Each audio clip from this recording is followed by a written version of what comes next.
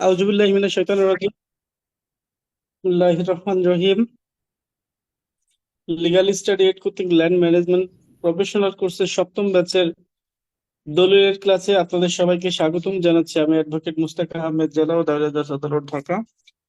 Basically আপনাদের এই ক্লাসটা দুইটা ক্লাসে কনভার্টেড আর কি।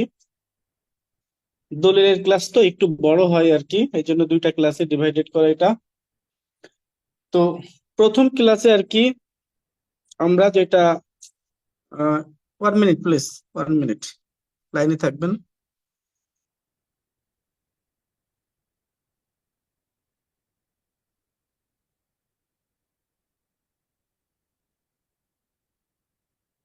জি, তো শুনতে পাচ্ছেন না? তো প্রথম ক্লাসে আপনাদেরকে দলিলের বিভিন্ন দলিল সম্পর্কে ধারণা দেওয়ার চেষ্টা করব ওভারঅল।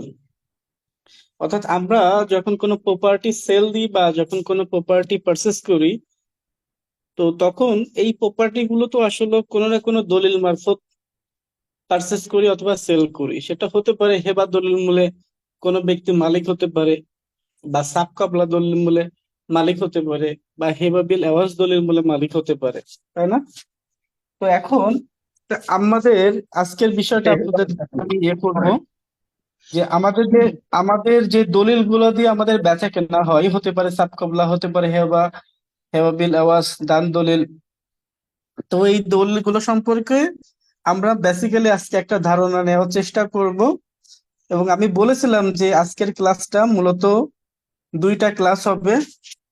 তো প্রথম ক্লাসে আমরা বিভিন্ন প্রকার দলিল সম্পর্কে আমরা জানবো, এবং দ্বিতীয় ক্লাসে আমাদের প্র্যাকটিক্যাল যে বিষয়টা, দলিলের আদ্যপ্রান্ত, অর্থাৎ একটা দলিল কিভাবে লিখতে হয় A to Z, প্র্যাকটিক্যালি আপনাদেরকে দেখানোর চেষ্টা করব দলিলে কি কি থাকে, এবং দলিলের কোন পয়েন্টটাকে ফোকাস দিয়ে আমরা ভেটিং করব। ঠিক আছে, আমরা যখন লিগ্যাল ভেটিং করব, দলিলের কোন পয়েন্টটাকে আমরা ডিপেন্ড করে আমরা লিগ্যাল ভেটিং করব, সেই বিষয়টা ও আলোচনা করব। এটা দ্বিতীয় ক্লাসের দলিলের।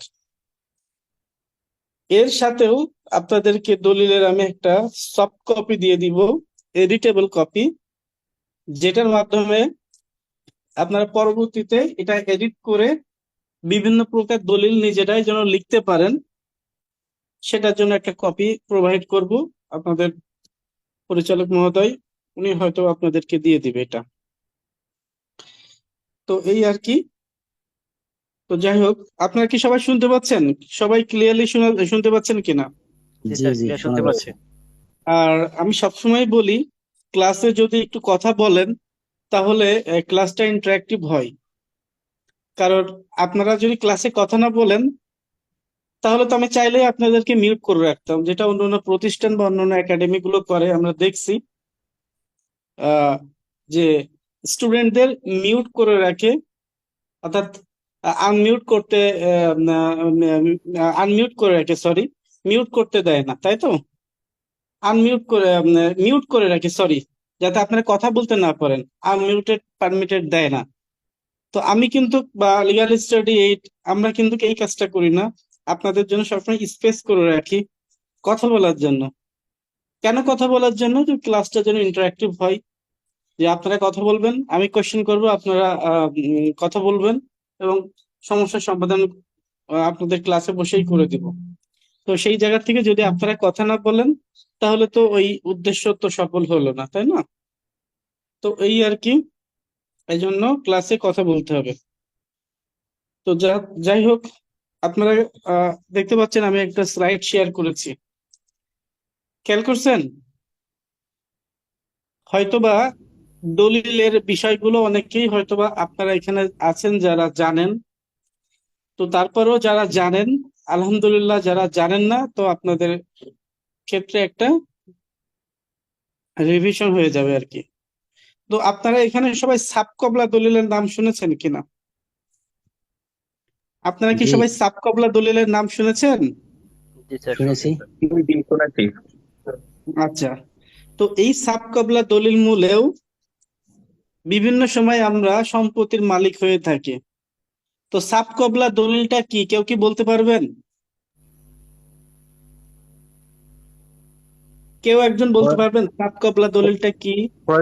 ক্রয় সূত্রে যেটা দলিল করা হয়েছে। ওকে, তো আপনারা সবাই একটু খাতা কলম নিয়ে পয়েন্ট আউট করবেন, নোট করবেন। সবাই একটু খাতা কলম নিবেন কাইন্ডলি। আমি খুবই ব্রিফলি আমি আপনাদেরকে বলবো, তো আপনারা অবশ্যই হ্যান্ড নোটটা পেয়ে যাবেন সবাই। তারপরেও হচ্ছে আপনারা একটু নোট করবেন, যাতে করে আপনাদের প্র্যাকটিসের জন্য ভালো হয়। তো প্রথমে লিখবেন সাব কবলা দলিল। ওকে, আমি কি বলছি সেটা ফলো করেন, যেটা শেয়ার করেছি এটা এখন দেখেন না। ওকে, তো সাব কবলা দলিল অর্থাৎ কোনো ব্যক্তি তার সম্পত্তি যখন, আমি কিন্তু রিপিট করব না, এটা রিপিট করলে ডেফিনেশনটা চেঞ্জ হয়ে যাবে, বারবার করে বলছি। আপনারা কিন্তু, আপনারা কি সবাই লিখছেন, খাতা কলম নিছেন? জি স্যার। জি সবাই কি নিয়েছেন কিনা? জি স্যার, জি স্যার। জি নিয়েছি। তাহলে একটু কষ্ট করে লেখেন, এটা আপনাদের জন্য খুব হেল্পফুল হবে। সবাই লিখেন, বলি হ্যাঁ। জি স্যার। কোনো ব্যক্তি কোনো ব্যক্তি তার সম্পত্তি যখন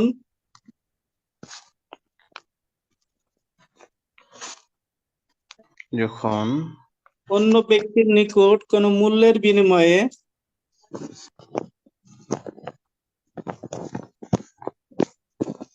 কোনো মূল্যের বিনিময়ে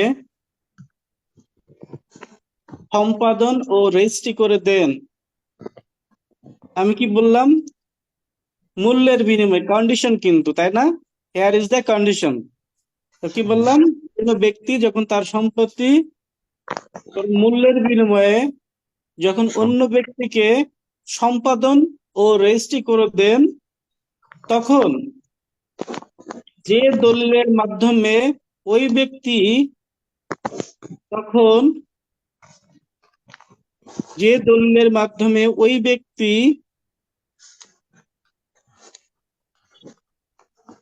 অন্য ব্যক্তির নিকট রেজিস্ট্রি করে দেয়, এই দলিলকে সাব কবলা দলিল বা বিক্রয় দলিল বা বিক্রয় কবলা, যেভাবে লেখেন না কেন, সাব কবলা দলিল, বিক্রয় কবলা বা খরিদা কবলা বলা হয়। সবাই লিখছেন?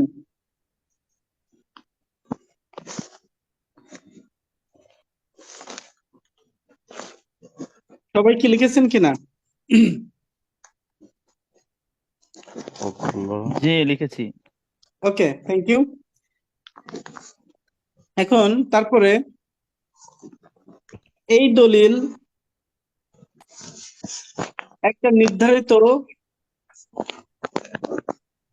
স্ট্যাম্পের উপর লেখা হয়, যেখানে দলিলদাতা অর্থাৎ বিক্রেতা, এই দলিল একটা নির্ধারিত স্ট্যাম্পে লেখা হয়, যেখানে দলিলদাতা অর্থাৎ বিক্রেতা কি করে, সাব রেজিস্ট্রার অফিসে স্বয়ং উপস্থিত হয়ে খরিদ্দারের নিকট রেজিস্ট্রি করে দেন,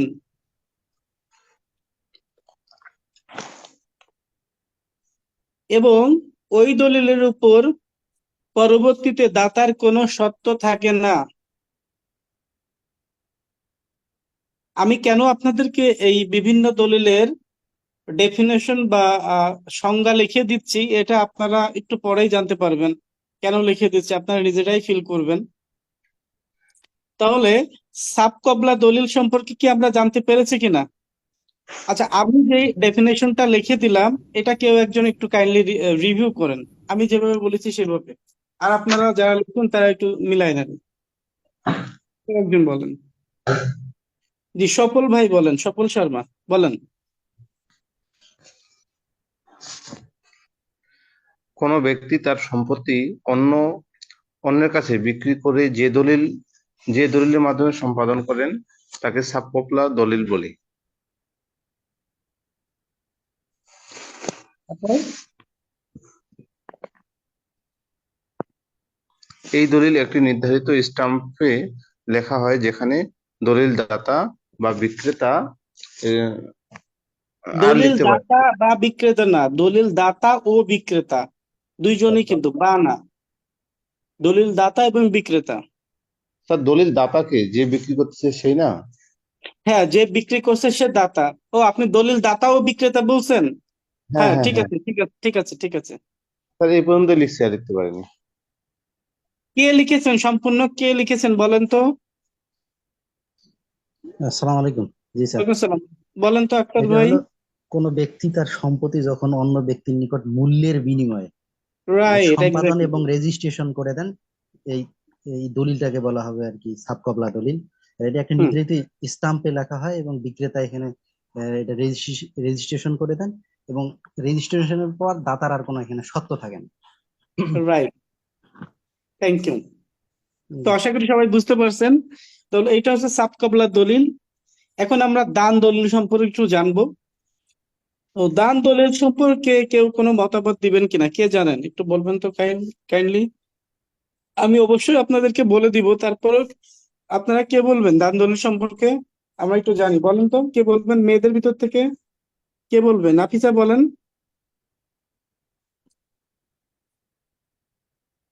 বলতে পারবেন? স্যার দান দলিল, হ্যাঁ, আমি জানি না, বাট আমি বলতে পারি কমন সেন্সে যে যে এই দলিলের মাধ্যমে আমরা আমাদের সম্পত্তি কাউকে দান করি বা হেবা করি, এরকম কিছু। আচ্ছা, এটা তো কমন হয়ে গেল, তাই না? তো এই ডেফিনেশনটা একটু লেখেন, দান দলিল না, কি। আমি ডেফিনেশনটা বলতে পারছি না। আচ্ছা, আমি বলি তাহলে, লেখেন আপনারা। দানপত্র দলিল কি? দেখেন, যে কোনো ব্যক্তি তার সম্পত্তি দান করতে পারে। ওকে, যে কোনো ব্যক্তি তার সম্পত্তি দান করতে পারে। এই দানপত্র দলিলে শর্তবিহীনভাবে সকল ক্ষমতা প্রদান করতে হবে, এবং সত্য সম্পর্কে দাতার কোনো প্রকার দাবি থাকলে সেই দানপত্র শুদ্ধ হবে না। ওকে, তাহলে কি বললাম? যে যে কোনো ব্যক্তি তার সম্পত্তি দান করতে পারে, যে কোনো ব্যক্তি তার সম্পত্তি দান করতে পারে।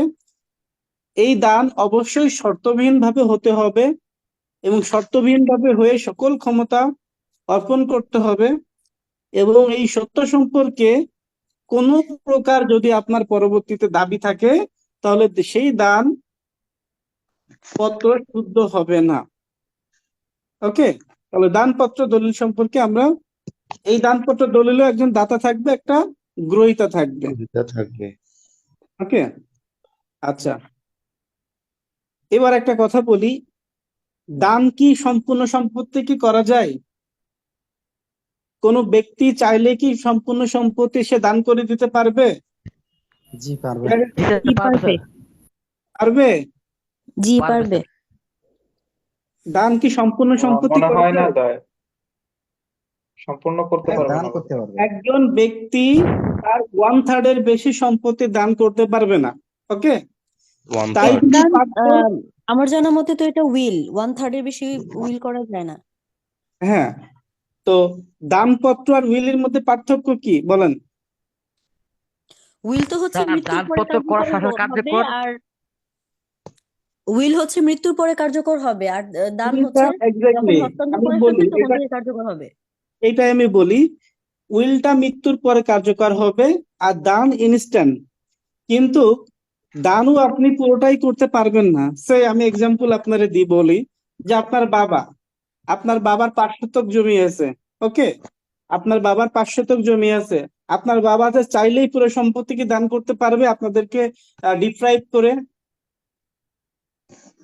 বলেন, উইলির কথা না আসি, আপনার বাবা কি চাইলেই পারবে? যদি, স্যার আমি একটু বলতেছি, যদি সে হ্যাঁ, হস্তান্তর বলেন। করতে না পারে তাহলে তো সে হুম, অ্যাবসলিউট ওনারশিপ হলো না তার। হুম, উনি যদি দান করতে না পারেন ওনার সম্পূর্ণ সম্পত্তি, তাহলে কি ওনার না, অ্যাবসলিউট ওনারশিপ ওই সম্পদের উপর থাকবে? শোনেন, আপনার তাহলে কি উনি অ্যাবসলিউট, ইনহেরিট? আমি বলি, আপনার অ্যাবসলিউট অনারশিপ আছে বলেই আপনি সম্পত্তির মালিক, নাম্বার ওয়ান। নাম্বার টু, আপনি কখনো আপনার ইনহেরিটেন্সকে, আমরা জানি কোরানিক শেয়ারের কয়জন, কোরানিক শেয়ারের 12 জন, 3 জন ব্যক্তি সম্পত্তি পায়। এক কোরানিক শেয়ারের একজন রেজিডিওরি হিসেবে পাই, আর একজন হচ্ছে ডিকে, ডিস্টেন্স কেন্ডারশিপ যাকে আমরা বলি, ঠিক আছে, যারা হচ্ছে দূরবর্তী আত্মীয়, তাই না, বা নিকটবর্তী, ঠিক আছে, জি। খুব দূরেও না খুব কাছেও না, ডিকে তাদেরকে বলা হয়, ডিস্টেন্স কেন্ডারশিপ যেটাকে বলা হয়।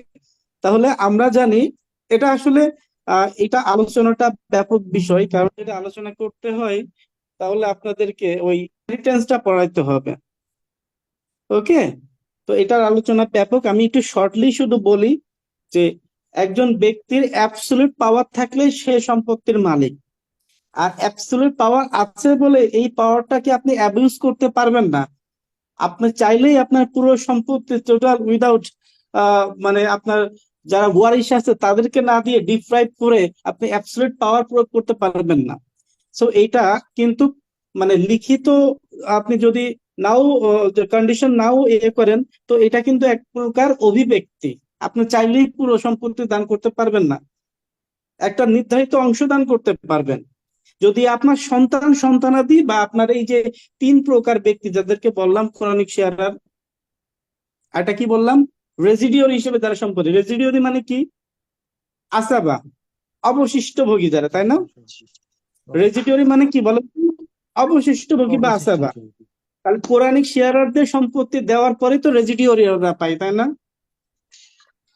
আর রেজিডিওরির পরে কোরআনিক শেয়ারের পরে ডিকে পাই, তারপরে রেজিডিওরি পাই।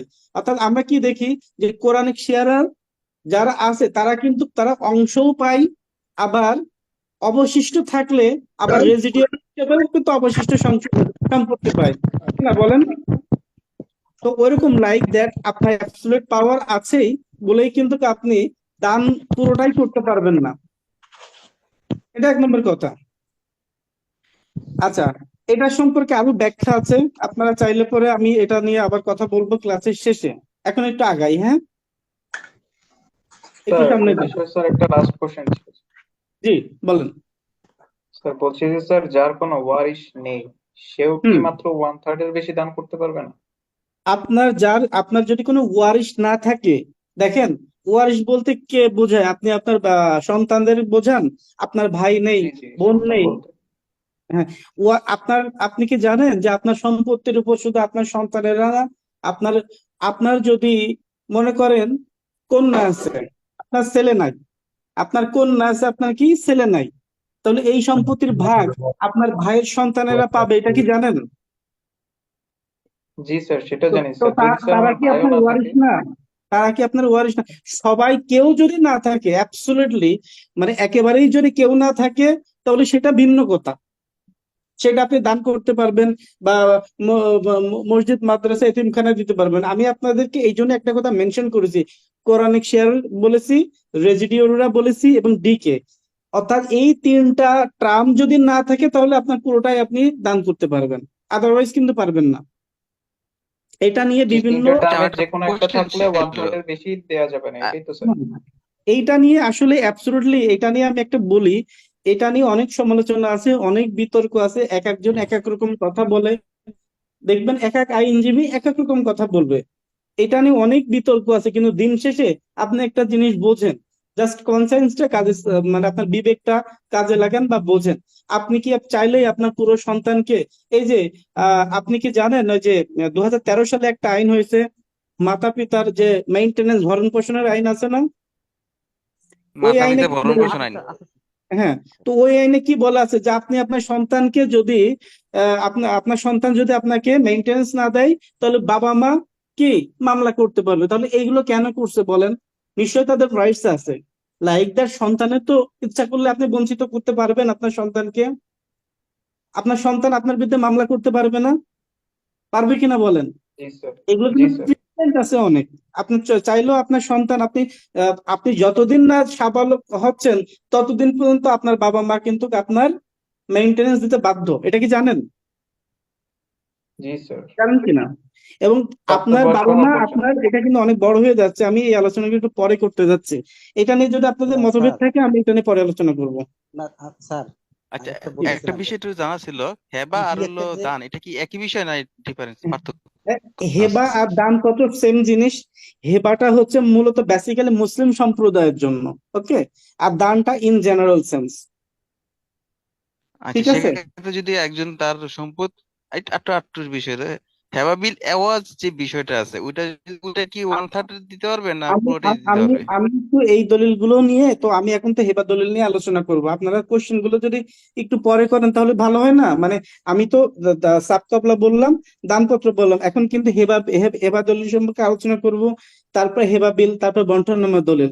তো আপনারা যদি একটা আলোচনার ভিতরে সবগুলো কোশ্চেন করেন তাহলে তো আলোচনা করার সুযোগ থাকছে না, তাই না? আমি আগে একটু আপনাদেরকে এই দলিলের বিষয়গুলো আলোচনা করি, তারপর দেন আপনারা যদি লাস্টে কোশ্চেন করেন তাহলে ভালো হয় না? এটা কি ভালো হয় নাকি?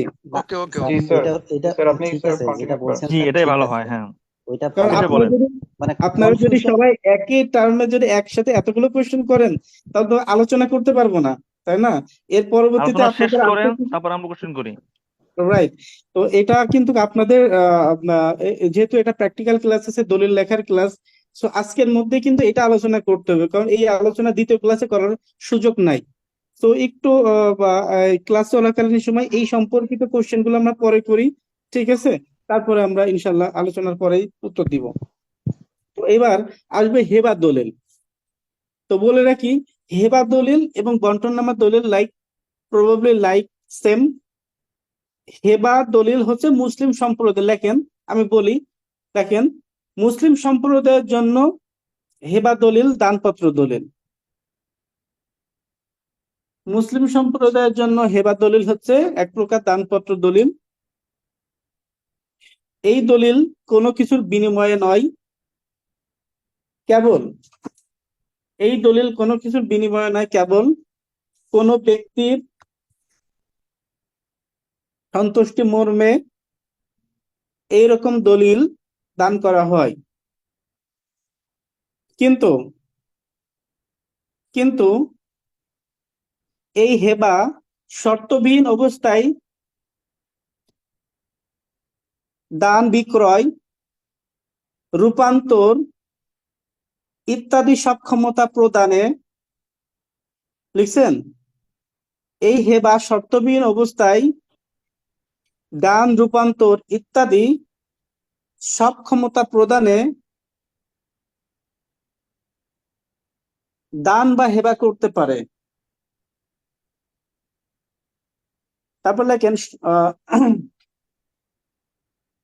সত্য সম্পর্কে, এটা একটু ক্লিয়ার না, আমি লাস্ট লাইনটা বুঝি নাই। তবে এই আমি হেবা, কোনটা বোঝেন নাই বলেন তো?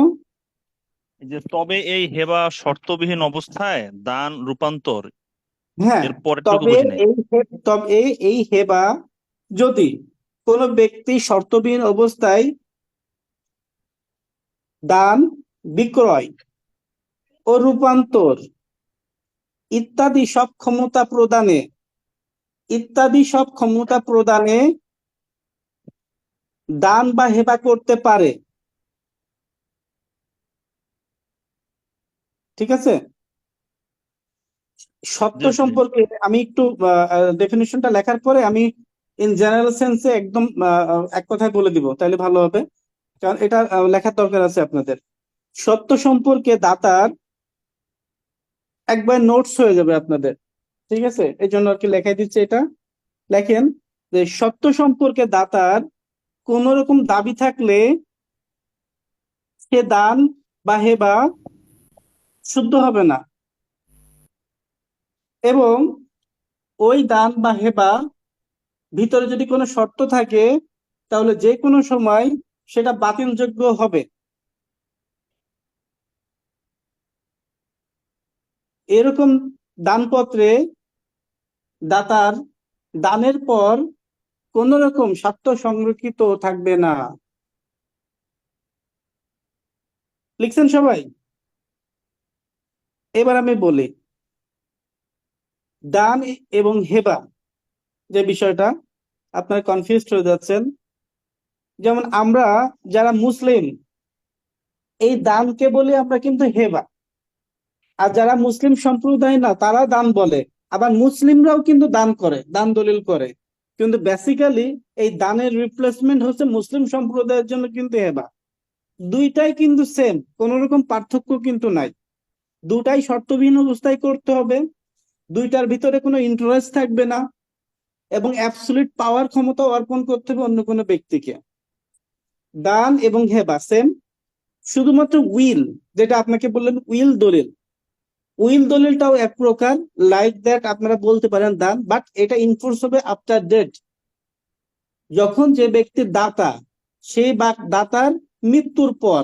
যেমন মনে করেন আপনার নানা আপনার বাবাকে বলে গেল যে আমি আমার এই সম্পত্তি, একটা নির্ধারিত সম্পত্তি, আমি মারা যাওয়ার পরে এই সম্পত্তির মালিক হবে আমার ছেলে। তো এই যে এই ব্যক্তি একটা দলিল করে গেল, কিন্তু এই দলিলটা ততক্ষণ পর্যন্ত কার্যকর হবে না যতক্ষণ পর্যন্ত দাতার মৃত্যু হবে। শুধু এইটাই পার্থক্য, আপনারা খুব কমপ্লেক্স করেন না, জিনিসগুলো খুব সহজ ভাবে চিন্তা করেন।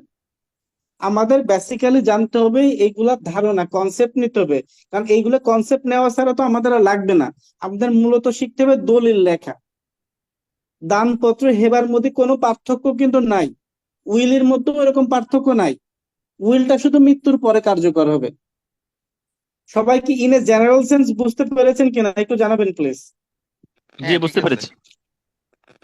ওকে, স্যার জি বলেন। স্যার এখানে কি স্যার শুধু ব্যক্তি হতে হবে, নাকি লাইক কেউ যদি বলে যে আমি আল্লাহর নামে দান দান করে দিলাম, তখন কি ওটা দানপত্র হচ্ছে কি? দেখেন, বিষয়টা হচ্ছে যে আল্লাহর নামে দানপত্রের কথা বললেন, এটা অবশ্যই, এটা যদি এইভাবে দান করে সেটা হেবাবিল আওয়াজ, ঠিক আছে? যেটা হেবাবিল আওয়াজ, আমি সেটা আলোচনা করি একটু, হ্যাঁ আলোচনা করি। আপনারা লেখেন, তাহলে এটা ক্লিয়ার হয়ে যাবে আপনার কোশ্চেনটা। সবাই কিন্তু দান করে আল্লাহকে, মানে দান করার ভিতরে তো আসলে আমরা এজ এ মুসলিম বা আমরা আদার ধর্মেরই হই না কেন, একজন তো আমাদের সৃষ্টিকর্তা আছে, ঠিক কিনা বলেন? তো আমি দান করতেছি কেন? আমার নিজের স্যাটিসফ্যাকশন এবং আমার সৃষ্টিকর্তাকে খুশি করার জন্য আমি দান করতেই পারি, এবং অন্যের উপকার করার জন্য তো করতে পারি। হুইচ আর মানে mixed combination, all the combination, বুঝছেন? এখানে কোনো ওইরকম নির্ধারিত নাই। তো দান এবং হেবার মধ্যে তেমন কোনো পার্থক্য কিন্তু নাই। একটু যদি আমরা হেবাবিল আওয়াজটা দেখি, তাহলে আপনারা একটু ক্লিয়ার হবেন।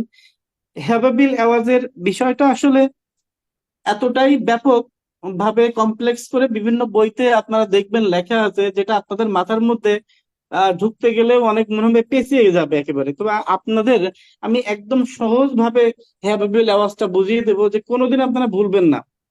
লেখেন আপনারা, খুবই একদম মানে সংক্ষিপ্ত ভাবে লিখে দেবো আমি। দেখেন, হেবাবিল আওয়াজ মুসলিম সম্প্রদায়ের জন্য একটি দানপত্র দলিল। হেবাবিল আওয়াজ মুসলিম সম্প্রদায়ের জন্য একটা দানপত্র দলিল।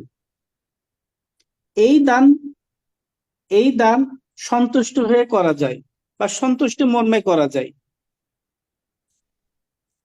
কিন্তু এই দানের মধ্যে সামান্য কিছুর বিনিময় থাকে। এই দানের মধ্যে কি থাকে? বিনিময় থাকে। দেখেন, এর আগে দুইটা দলিলের ক্ষেত্রে আমি বলেছি শর্তবিহীন ভাবে, অর্থাৎ কোনো ইন্টারেস্ট থাকবে না।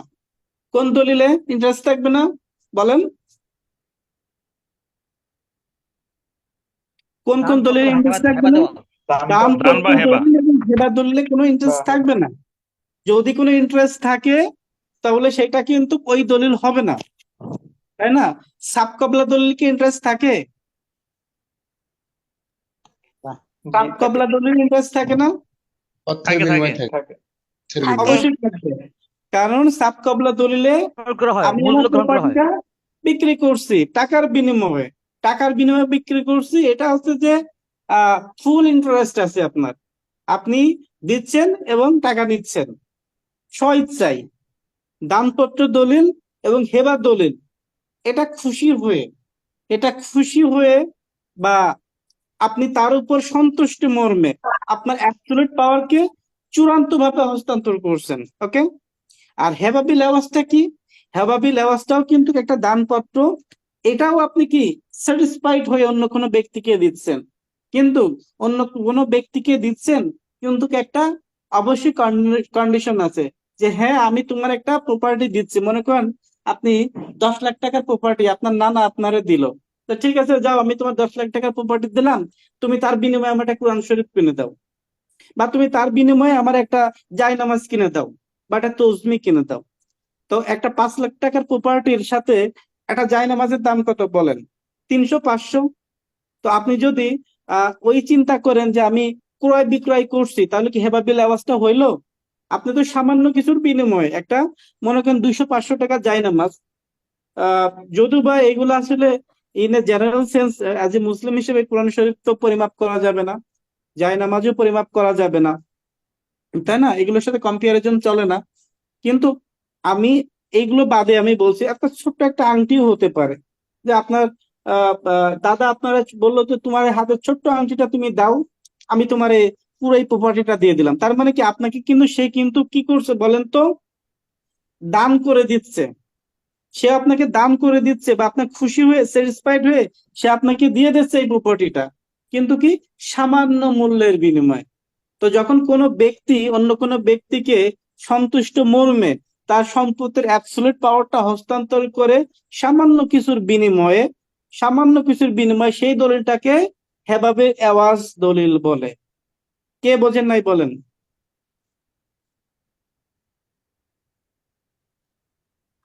বলেন তো কে বোঝেন স্যার নাই? এখানে কি স্যার আহ মূল্যই হতে হবে? লাইক যদি কেউ শ্রম দেয়, শ্রমের বিনিময়ে তো নিতে পারে। না, এটা হচ্ছে যে মূল মানে সামান্য কিছুর বিনিময়, শ্রম ট্রম না, এখানে অবশ্য ভিজিবল কিছুর বিনিময়। এটা কোরআন শরীফ হতে পারে, আমি বলে দিচ্ছি কি কোন কোন কোন বিষয়গুলো হতে পারে। কোরআন শরীফ হতে পারে, জায়নামাজ হতে পারে, তসবি হতে পারে, মোহরানের টাকা হতে পারে, এমনকি ছোটখাটো যে কোনো জিনিস হতে পারে, আংটি হতে পারে, এই সমস্ত বিষয় মানে স্যার ইনভিজিবল আপনি কোনো যেটা কিছু না। বললেন স্যার যে সাপোজ আমার নানা আমাকে বললো যে আহ, আমি সব খরচপাতি দিচ্ছি, আমাকে একটু হজ করে নিয়ে তারপর তোকে আমি এই প্রপার্টি দিয়ে দিব। হ্যাঁ হতে পারে, এই হতে পারে। হজটা তো তখন তো স্যার আমি ভিজিবল হতে শ্রম পারে। দিচ্ছি, হ্যাঁ, শ্রম হজ করে দিচ্ছি, নিয়ে কিন্তু আসো, আমি কোনো হ্যাঁ এটা টাকা হতে পাওয়ার পারে। কোনো লেনদেন করছি না। হ্যাঁ হতে পারে, হতে পারে, এটা হতে পারে, এটা হতে পারে, ঠিক আছে। তাহলে স্যার কিন্তু অ্যাকচুয়ালি একটা স্যার মেইন জিনিস বুঝতে হবে, গ্রাউন্ডটা কি একটা যেটার জিনিস বিনিময়ে আমি বুঝতে বলতে হবে, পারবো যে এটা কি বলি, এওয়াজ একটা ফ্রি? বলি, একটা বলি, যেহেতু হেবাবিল আওয়াজটা কি হয় বলেন তো? একটা দানপত্র, একটা দলিল। তো সেই ক্ষেত্রে আপনার চেষ্টা করবেন যে ভিজিবল কোনো বিষয়, যেমন আপনি যদি একটা আংটি দেন সে, বা একটা ছোটখাটো কিছু কিনে দেন, এই টাইপ গুলো মানে দিয়ে হেবাবিল আওয়াজ কিন্তু ইনফোর্সেবল হয় সবসময়, বুঝছেন? যে আধ্যাত্মিক কোনো কিছু না। আপনি ভিজিবল, আপনি যেমন আপনার স্ত্রীকে মোহরানার টাকা দিলেন, মোহরানার টাকা না দিয়ে আপনি বললেন যে যাও আমি তোমার একটা প্রপার্টি লিখে দিলাম। আমরা প্রায়শই কিন্তু এটা করি, তোমার মোহরানা কয় টাকা? 1 লাখ টাকা, যাও আমি তোমার হচ্ছে যে 5 লাখ টাকার একটা প্রপার্টি লিখে দিলাম, স্যাটিসফাইড আচ্ছা, হয়ে গেল। এটাকে কি আমরা ওয়ান বিনিময় কাইন্ড অফ এক্সচেঞ্জ বলতে পারি? না, এক্সচেঞ্জ না, এটা এটা এক্সচেঞ্জ না, ডেফিনেটলি নট এক্সচেঞ্জ। এটা এক্সচেঞ্জ না। এটা এক্সচেঞ্জ মানে কি, যে আমি কোনো কিছু দিলাম আর বিনিময়ে কোনো কিছু নিলাম, ঠিক আছে। কিন্তু এখানে কোনো এখানে কিন্তু ইন্টারেস্ট আছে, হেবাবিল লেওয়াজে কিন্তু ইন্টারেস্ট আছে। ইন্টারেস্টটা কি? আপনাকে আমি একটা ভালোবেসে একটা মানে বড় একটা প্রপার্টি দিয়ে দিচ্ছি, তার বিনিময়ে আপনি কিছু দিচ্ছেন, পাচ্ছি। এই যে আমি একটা মোহরানার টাকা আমি পাইতাম আপনার কাছে, সে তা মোহরানার টাকা কি না দিয়ে আমি প্রপার্টি দিয়ে দিলাম, তো ওইটা কি স্যাটিসফাইড মর্মে দিলাম না? এটা এক্সচেঞ্জ হলো না তো, নট এক্সচেঞ্জ। আপনারা এক্সচেঞ্জের চিন্তা করবেন না, হেবাবিল এওয়াজ ডলটা কখনো এক্সচেঞ্জ না, এটাও কিছু বিনিময়ে, এটাও কিছু বিনিময়, ইন্টারেস্ট থাকবে এখানে, নট এক্সচেঞ্জ। তবে ক্ষেত্র বিশেষ যদি আপনারা, তবে আমি প্র্যাকটিক্যাল বিষয়ে কথা বলি, অনেকেই এই বিষয়টা বিভিন্ন বইতে লেখা আছে যে কোন জিনিসের বিনিময়ে হতে পারে, বা এইটা কিন্তু এক্স্যাক্টলি নট ভুল। বিনিময়টা কেমন হতে পারে, যে ওই লাইক দ্যাট আমি এক্সাম্পলটা কিন্তু দিয়েই দিয়েছি, যে তুমি আমার কাছে পাও 10 টাকা, আমি তোমার 10 টাকা না দিয়ে দেওয়ার দরকার নেই, আমি তোমার 5 লক্ষ টাকার প্রপার্টি দিয়ে দিলাম। তুমি মোহরানা পাও 1 লাখ টাকা, আমি তোমার 1 লাখ টাকা না দিয়ে 5 লাখ টাকা দিয়ে দিলাম। তো এইটাকে যদি আপনি বিনিময় হিসেবে বলেন, তাহলে বিনিময়টাও হতে পারে। বাট ইন্টারেস্ট থাকা লাগবে। আপনি বিনিময়টাও ধরতে পারবেন, ইট ইজ নট রং।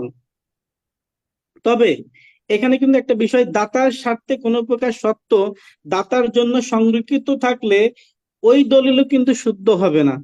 তার মানে কি, যে ব্যক্তি দান করতেছে কোনো প্রপার্টি, ওই ব্যক্তি মানে কি দাতা, ওই দাতার স্বার্থে যদি মনে করেন যে একটা প্রপার্টি আমি আপনাকে হেভাবে লেওয়াজ করে দিচ্ছি, কিন্তু এমন ভাবে হেভাবে লেওয়াজ করে দিচ্ছি যে ওখানে আমার ইন্টারেস্ট 5 বছর পরেও থাকবে, যদি এরকম দাতার কোনো স্বার্থ ওখানে সংরক্ষিত থাকে, তাহলে ওই দলিলটাও কিন্তু হেভাবে লেওয়াজটা কিন্তু শুদ্ধ হবে না।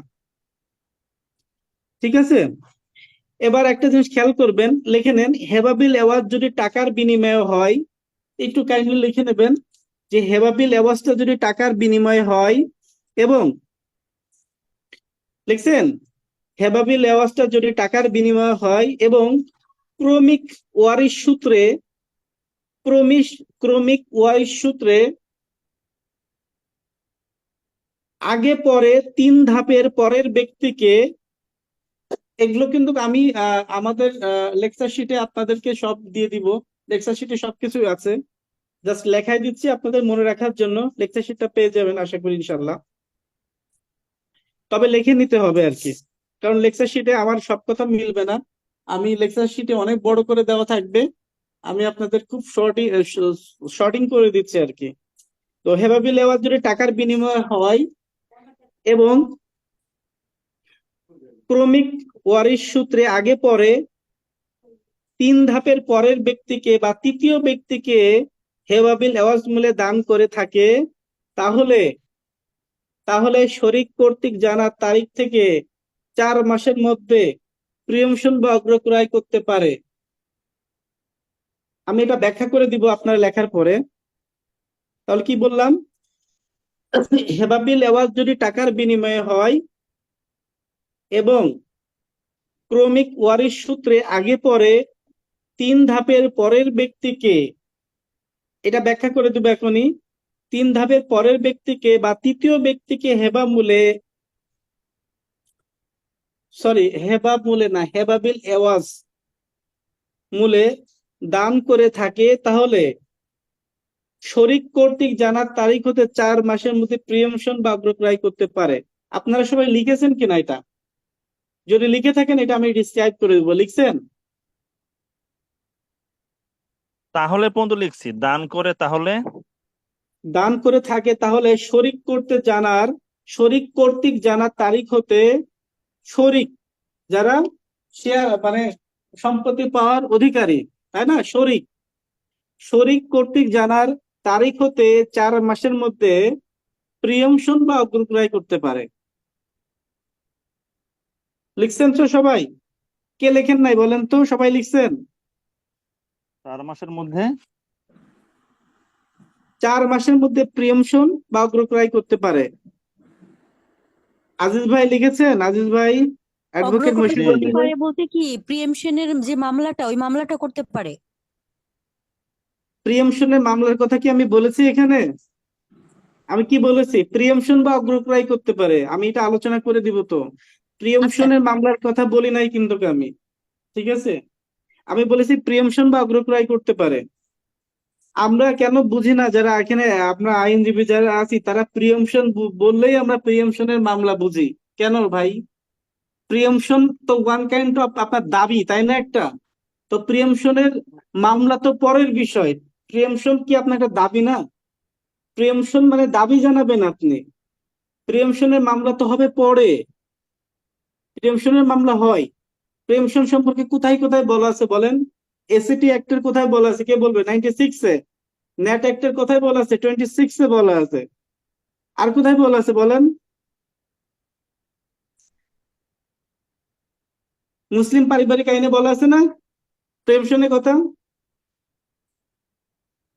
মুসলিম পারিবারিক অর্ডিন্যান্স 1961-এ বলা আছে কিন্তু।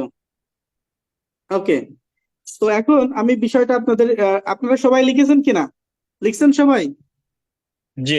সবাই সবাই লিখেছেন কিনা আমাকে একটু জানাবেন, তারপর আমি সামনে যাব। সবাই লিখছেন? মশিউর রহমান ভাই লিখছেন?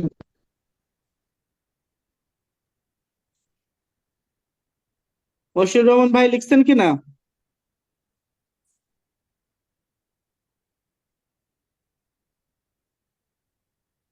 জয়নাব লিখছেন, মাহবুব আলম, মেহেদী হাসান ভাই, সফল ভাই, নাফিসা, সবাই লিখছেন তো? ওকে, লিখেছি স্যার। তার মানে সবাই লিখেছেন। ওকে, এবার আমি বলি, মনে করেন এই যে আমি যে প্রিএমশনের কথাটা বললাম, যদি এরকম হয় যে প্রথমে পার্সেস দিয়ে বোঝাই তাহলে ভালো হবে।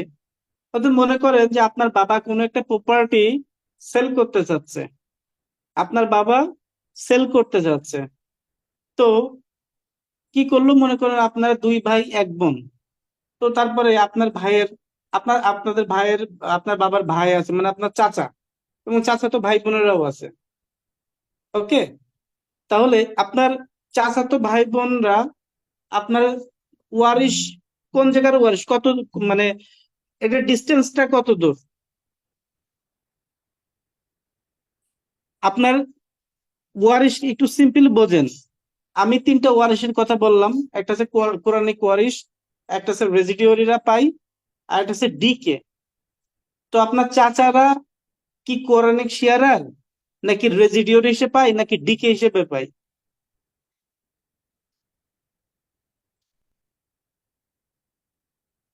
বলেন, আপনার বাবার সম্পত্তি আপনার চাচারা কোন হিসেবে পাবে বলেন তো? বলতে পারছেন না? স্যার ডিকে হিসেবে, ডিকে। ডিকে হিসেবে পাবে, অ্যাবসলিউটলি রাইট মেহেদী হাসান ভাই, থ্যাংক ইউ। তো আপনার বাবারা, আপনার চাচারা আপনার বাবার সম্পত্তির ডিকে হিসেবে পাবে, আর আপনারা কোন হিসেবে পাবেন? রেসিডিউরি। কি আপনার বাবার সন্তান হিসেবে আপনি রেজিডিউর হিসেবে পাবেন? কোরআনিক কোরআনিক কোরআনিক শেয়ারের হিসেবে পাবেন। ওকে, আপনারা মনে হয় না, ক্লাসে বাবার কনসেন্ট্রেট বাবার দিতে পারছেন না সন্তান তো, কিন্তু। বাবার সন্তান। আমি বলেছি আপনার বাবা, আপনার বাবার সন্তান আপনি, আপনি কোন হিসেবে আপনার বাবার কাছ থেকে সম্পত্তি পাচ্ছেন? তো আপনি কোরআনিক শেয়ারার হিসেবে পাচ্ছেন না? আমি তো রেসিডিউরি হিসেবে পাবো না। কিভাবে ভাই? আপনার বাবার সম্পত্তি, আপনার বাবার সন্তান আপনি, আপনি কি রেজিডিউর হিসেবে পাচ্ছেন? আমি তো রেসিডিউরি হিসেবেই পাবো। কিভাবে ভাই বলেন না একটু আমি শুনি। না, এ, যে শেয়ারার আছে 12 জন, তার মধ্যে তো সন্তান কি শেয়ারার? ভাই আপনার বাবার সম্পত্তি, আপনার বাবার সম্পত্তি আপনি কোন হিসেবে পাচ্ছেন বলেন তো? আমি আমার বাবার সম্পত্তি, যদি কোনো ওয়ারিশ না থাকে, আমার হুম, বাবার যদি মানে বাবা অথবা আহ, তার যদি মা কেউ না থাকে, তাহলে তার সন্তান হিসেবে কি রেসিডিউরি হিসেবে পুরো সম্পত্তি পেয়ে যাবো। আপনি কি ওয়ারিশ মূলে পাচ্ছেন না?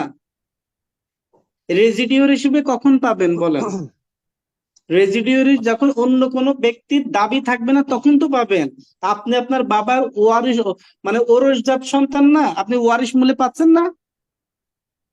না, সেই ওয়ারিশ ঠিক আছে, ওয়ারিশ ঠিক আমি আছে, তো কিন্তু ওইটাই ঘটনা আপনাকে হলো যে আমি ইন্ডিকেট বলতেছি করছি। যে শেয়ারার, রেসিডিউরি এবং ডিস্টেন্স কিন্ডার আমি আসলে কি হিসেবে পাচ্ছি, আমি না, সেটা আপনি বলতে। পাচ্ছেন ওয়ারিশ মূলে, কারণ এখানে 12 জন সম্পত্তি পাই আমাদের।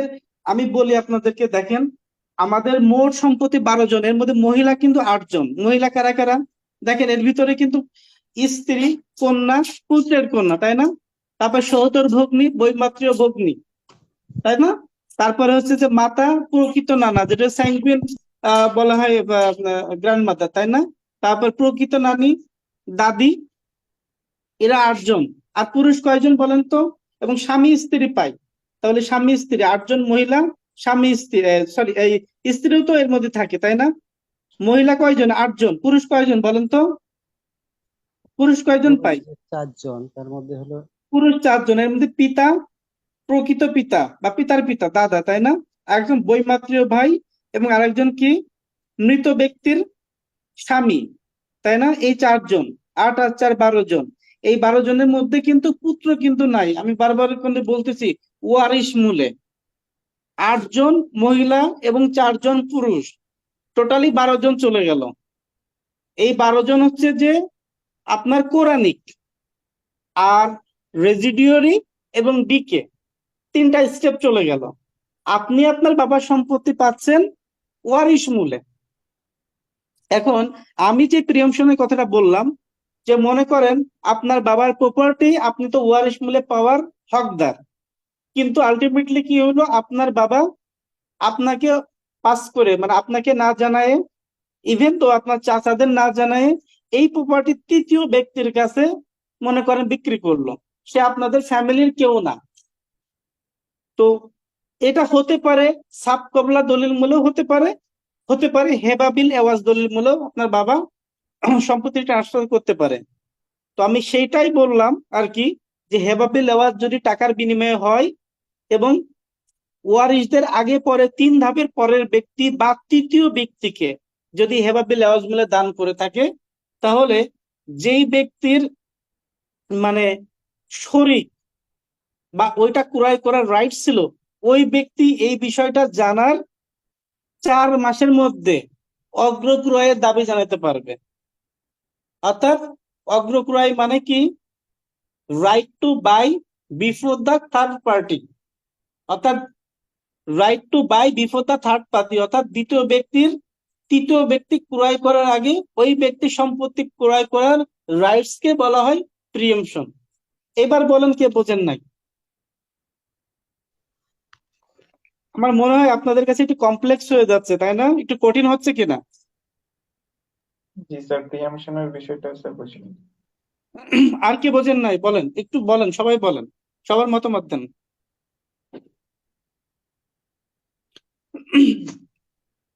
একটু সবার মতামত দেন প্লিজ, সবাই বলেন, বোঝেননি কোথায় একটু বলেন তো, আমি সবার বক্তব্য জানতে চাচ্ছি। তারেক ভাই বলেন তো কোথায় বোঝেন নাই?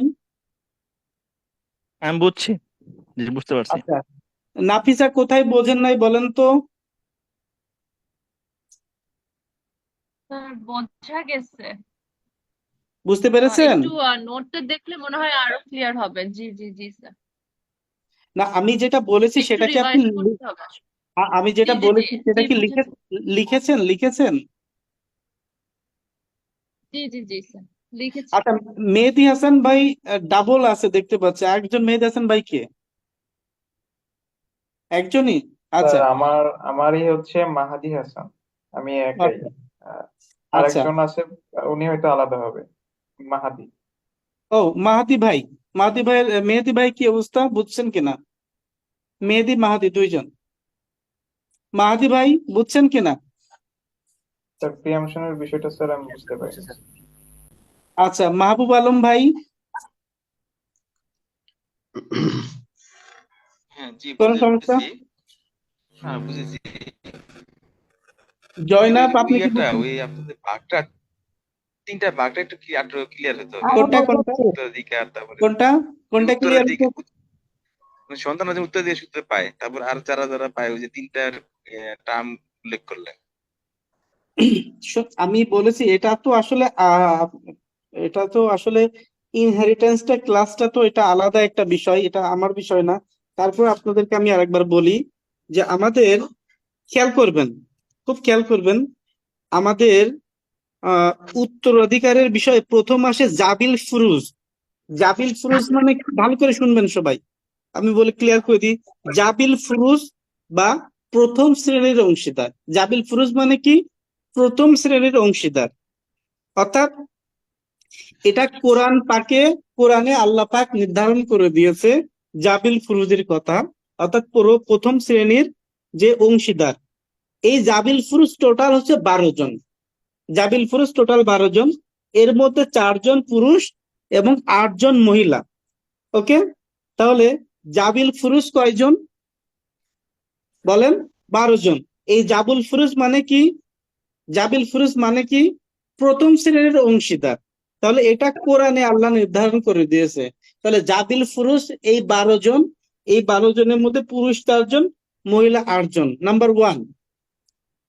নাম্বার 2 আমি কি বলেছি? এই 12 জন বাদে যারা আছে, অর্থাৎ এই 12 জনকে প্রপার্টি দেওয়ার পরে ওই অংশ মানে যদি বাকি থেকে থাকে কোনো অংশ, তাহলে ব্যক্তিরা এই 12 জনের মধ্যেই অন্যান্য ব্যক্তিরা ওই অবশিষ্ট অংশটা রেজিডিওর হিসেবে পায়।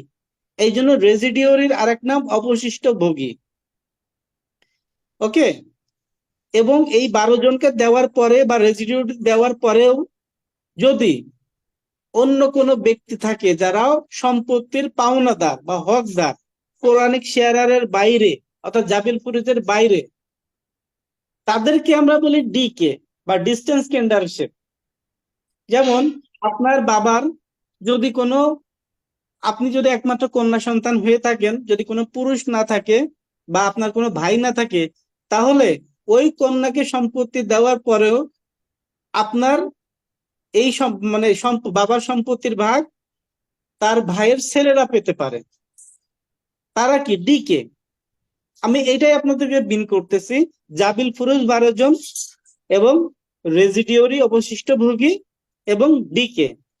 আমাদের যে টপিক ছিল যে হেবাবিল এওয়াজ, অর্থাৎ হেবা বলেন আর হেবাবিল আওয়াজ বলেন, এই মর্মে যদি সাবকবলা বলেন বা হেবাবিল আওয়াজ বলেন, অর্থাৎ শর্তযুক্ত যে দান, এই দানের করার পরে কোনো ব্যক্তি যদি দেখে যে তার নির্ধারিত যেই ওয়ারিশ আছে তাদেরকে ব্যতি রেখে তৃতীয় ব্যক্তিকে যদি কোনো সম্পত্তি যদি হস্তান্তর করা হয়, সেই ক্ষেত্রে শরিকরা জানার পর, অর্থাৎ শরিকরা জানছে যে আমার বাবা আমাদের কাছে সেল না করে বা আমাদের যারা অংশীদার আছে তাদেরকে না দিয়ে আমাদের বাইরের কোনো ব্যক্তিকে এটা দিয়ে দিয়েছে, তাহলে ওই ব্যক্তি জানা এই ঘটনাটা জানার 4 মাসের মধ্যে প্রিএমশন ক্লেম করতে পারে।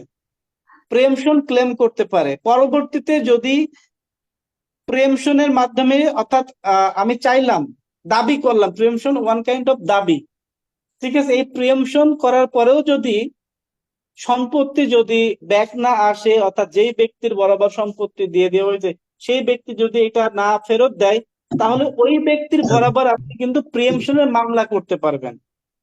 যেটা কিনা বলা আছে এসএটি অ্যাক্টের 96 এ প্রিএমশনের কথা বলা আছে, অর্থাৎ state acquisition and tenancy act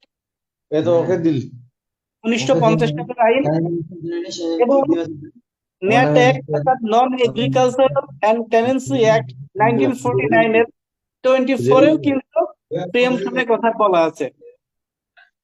আমরা যারা আইনের স্টুডেন্ট না তারা কিন্তু এই ধারা মনে রাখতে পারবো না, শুধুমাত্র প্রিএমশন কি এটাই তারা জেনে রাখে, কারণ এখানে আইনের স্টুডেন্ট বাদেও কিন্তু আমরা অনেকেই আছি, বা আমরা যারা এই কোর্সগুলো করছি সবাই কিন্তু আইনের বিশেষজ্ঞ বা আইনের স্টুডেন্ট বা অ্যাডভোকেট তা কিন্তু নয়। আমরা কিন্তু আইনের স্টুডেন্ট বাদেও আছি, এই জন্য আমি সেকশন গুলো আসলে মেনশন করি খুব কম। তারপরেও সবার বোঝার সুবিধার্থে আমি কিন্তু ইন্ডিকেশন করেই দিলাম কোথায় কোথায় বিষয়টা আছে। তো সাবকবলা দলিল, দানপত্র দলিল, হেবা দলিল এবং হেবাবিল আওয়াজ দলিল, এই 4টা দলিল সম্পর্কে আমরা মোটামুটি বুঝতে পারলাম কিনা বলেন? সামনে কি যাবো এবার? জি জি, সবাই কি আমার বলেন? একটা কোশ্চেন ছিল। না, জি আমার একটা কোশ্চেন ছিল। বলেন। হেবাটা কাদের মধ্যে করা যায়? হেবা বিল আওয়াজ কি সবাইকে দেওয়া যায় কিনা, মানে আত্মীয় হতে হবে? না, হেবাবিল আমি কিন্তু ওই যে প্রিএমশনের কথা বললেই কিন্তু আপনার বুঝে যাওয়া উচিত। প্রিএমশনের ক্ষেত্রে কি বললাম, যে আপনি তৃতীয় ব্যক্তির কাছে করতে পারবেন যদি দ্বিতীয় ব্যক্তির অনুমতি থাকে, অর্থাৎ আপনি আপনার নিকটবর্তী আত্মীয় স্বজনের কাছেও কিন্তু আপনি হেবাবিল আওয়াজ করতে পারবেন যদি আপনাদের যদি কোনো ক্লেম না থাকে। মনে করেন আপনার বাবা করতে চায় কিন্তু আপনাদের সম্মতি যদি থাকে তাইলে করতে পারবে তৃতীয় ব্যক্তি বা আত্মীয় স্বজনের কাছে, যদি না থাকে পারবে না। যদি আপনার সন্তান বা আপনারা যদি বলেন বাবা আমি তো ওয়ারিশ মিলে সম্পত্তি পাবোই, আর এইটুকু যদি তুমি বিক্রি করতে চাও তাহলে আমরা আর তোমার সন্তানেরা নিব, তাহলে কিন্তু সন্তানকে বা নিকটবর্তী এরা যদি না নেয় তাহলে বাইরের ব্যক্তির কাছে। বুঝতে পারছেন বিষয়টা? হ্যাঁ, বুঝতে পারছি। আর একটা বিষয় হলো যে হেবা বিল আওয়াজ যখন আমরা দিয়ে দিব জি। কোন ব্যক্তিকে, তো এই দ্বিতীয় যে শরিকদার আছে সে যদি অক্ষয় দিয়ে দেয়, সেক্ষেত্রে আমি তৃতীয় ব্যক্তিকে আমি একটা জায়নামাজের জন্য আমি দিয়ে দিচ্ছি ধরেন, তো সেই দ্বিতীয় ব্যক্তিরা কিভাবে নিবে? তার যে মূল্যটা কিভাবে নির্ধারণ হবে? দেখেন, মূল্য কি, এটা তো আসলে মূল্যের বিনিময়ে না, এটা তো আপনাকে দেওয়া হচ্ছে, এটা তো দ্বিতীয় ব্যক্তিরাও জানে বিষয়টা। হ্যাঁ, এটা সেটাই। তো আসলে, হ্যাঁ, এটা তো আসলে বেসিক্যালি এটা তো দলিলের ভিতরে গাওয়া থাকে, মানে মনে করেন আপনারা যখন কোনো দলিল দেখবেন, দেখেন আপনাদের পুরাতন দলিলগুলো দেখবেন যে পূর্বে এই কাজটা হতো, দলিলের ভিতরে কিন্তু লেখা থাকে। যেমন আমরা এই যে দলিলটা যেটা শেয়ার করছি, দেখেন একটা দলিল, এখানে কিন্তু মূল্য মূল্য আছে, দেখছেন? সম্পত্তি যে হস্তান্তর করছি, এটা একটা মূল্য আছে না, দেখতে পাচ্ছেন? 5 লক্ষ টাকা। খেয়াল করেন, সম্পত্তির পরিমাণ 13.50% এবং মূল্য হচ্ছে 5 লক্ষ টাকা। ঠিক আছে? দলিলের প্রকৃতি সেটা হচ্ছে হেবাবিল আওয়াজ। ঠিক আছে, দলিলের প্রকৃতি হেবাবিল আওয়াজ। আর এই মূল্যর জায়গায় এইখানটাই কিন্তু হচ্ছে, এটার কিন্তু ওইরকম যে আপনি তো আসলে বেসিক্যালি তো এই সম্পত্তিটা আপনি মূল্যের বিনিময়ে দিচ্ছেন না, আপনি সন্তুষ্ট মর্মে দিচ্ছেন, তাই না? তো এগুলো হচ্ছে বায়া দলিল, টাইটেল দলিল হয় না, এগুলো কিন্তু বায়া প্রকৃতির হয়। এটা হচ্ছে বায়া প্রকৃতির হয়। এটা হচ্ছে যে এই যে আমি যেভাবে আপনার শর্ট করে দিচ্ছি না, এটা কিন্তু ভিতরে থাকে। আমি আপনাদের একটু থাকবেন, এটা কেমন হয় আমি আপনাদের বলি। এখানে দলিল নম্বর থাকবে, আর এখানে বর্ণনা ভাবে লেখা থাকে এই দলিলগুলো। এই পাশে আছে যে গ্রহীতা প্রথম পাশে, এই পাশে দাতা, তারপর দলিল লেখা শুরু হয়, দলিলের ভিতরে কিন্তু হেবাবিল আওয়াজটা উল্লেখ থাকে। এভাবে বর্ণনা, এরকম ছক থাকে না। যেমন এটা হচ্ছে টাইটেল দলিল, আমি আপনাদের যেটা শেয়ার করলাম এটা টাইটেল দলিল। কিন্তু আমাদের দলিল হচ্ছে 2 প্রকার, একটা হচ্ছে টাইটেল দলিল, একটা হচ্ছে বায়া দলিল। টাইটেল দলিল মানে মালিকানা, যে সত্য, আপনি মালিক হইছেন। বায়া দলিল মানে কি, আপনি যে দলিলগুলোর উপর ভিত্তি করে মালিক অর্জন করছেন, মালিকানা অর্জন করছেন, ওইগুলাকে বায়া দলিল বলে। আমি আপনাদের দলিলের প্র্যাকটিক্যাল ক্লাসে আমি আরো কিছু দলিল শেয়ার করব, এই বিষয়গুলো তখন ক্লিয়ার হয়ে যাবেন। এখন স্যার যে বিষয়টা বর্তমানে তো আলোচনা তাহলে করব, স্যার টাইটেল দলিলের কেউ হতে পারবে না, লাইক এসব তো অনেক আগেই হয়ে গেছে। হ্যাঁ, এইগুলো আর কি। আচ্ছা, এখন যে বিষয়টা বলি সেটা হচ্ছে বন্টননামা দলিল। তো এটা আসলে ল্যান্ডের জন্য সব থেকে গুরুত্বপূর্ণ, কারণ আপনারা যখন এই কোর্স করার পরে যখন আপনারা প্র্যাকটিক্যালি যখন কোনো মামলা মোকদ্দমা করতে যাবেন, তখন দেখবেন এই দলিলের মামলা মোকদ্দমা প্রচুর আসে, বন্টননামা দলিল। তো বন্টননামা দলিলটা কি একটু লিখে নিই আমরা। শরিকরা যখন নিজ নিজ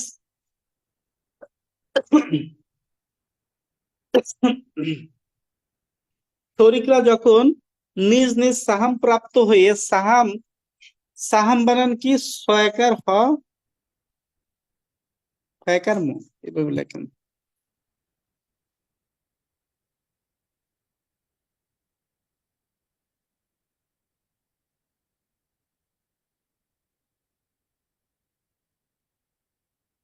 সাহাম প্রাপ্ত মানে কি, কে বলবেন একটু বলেন তো?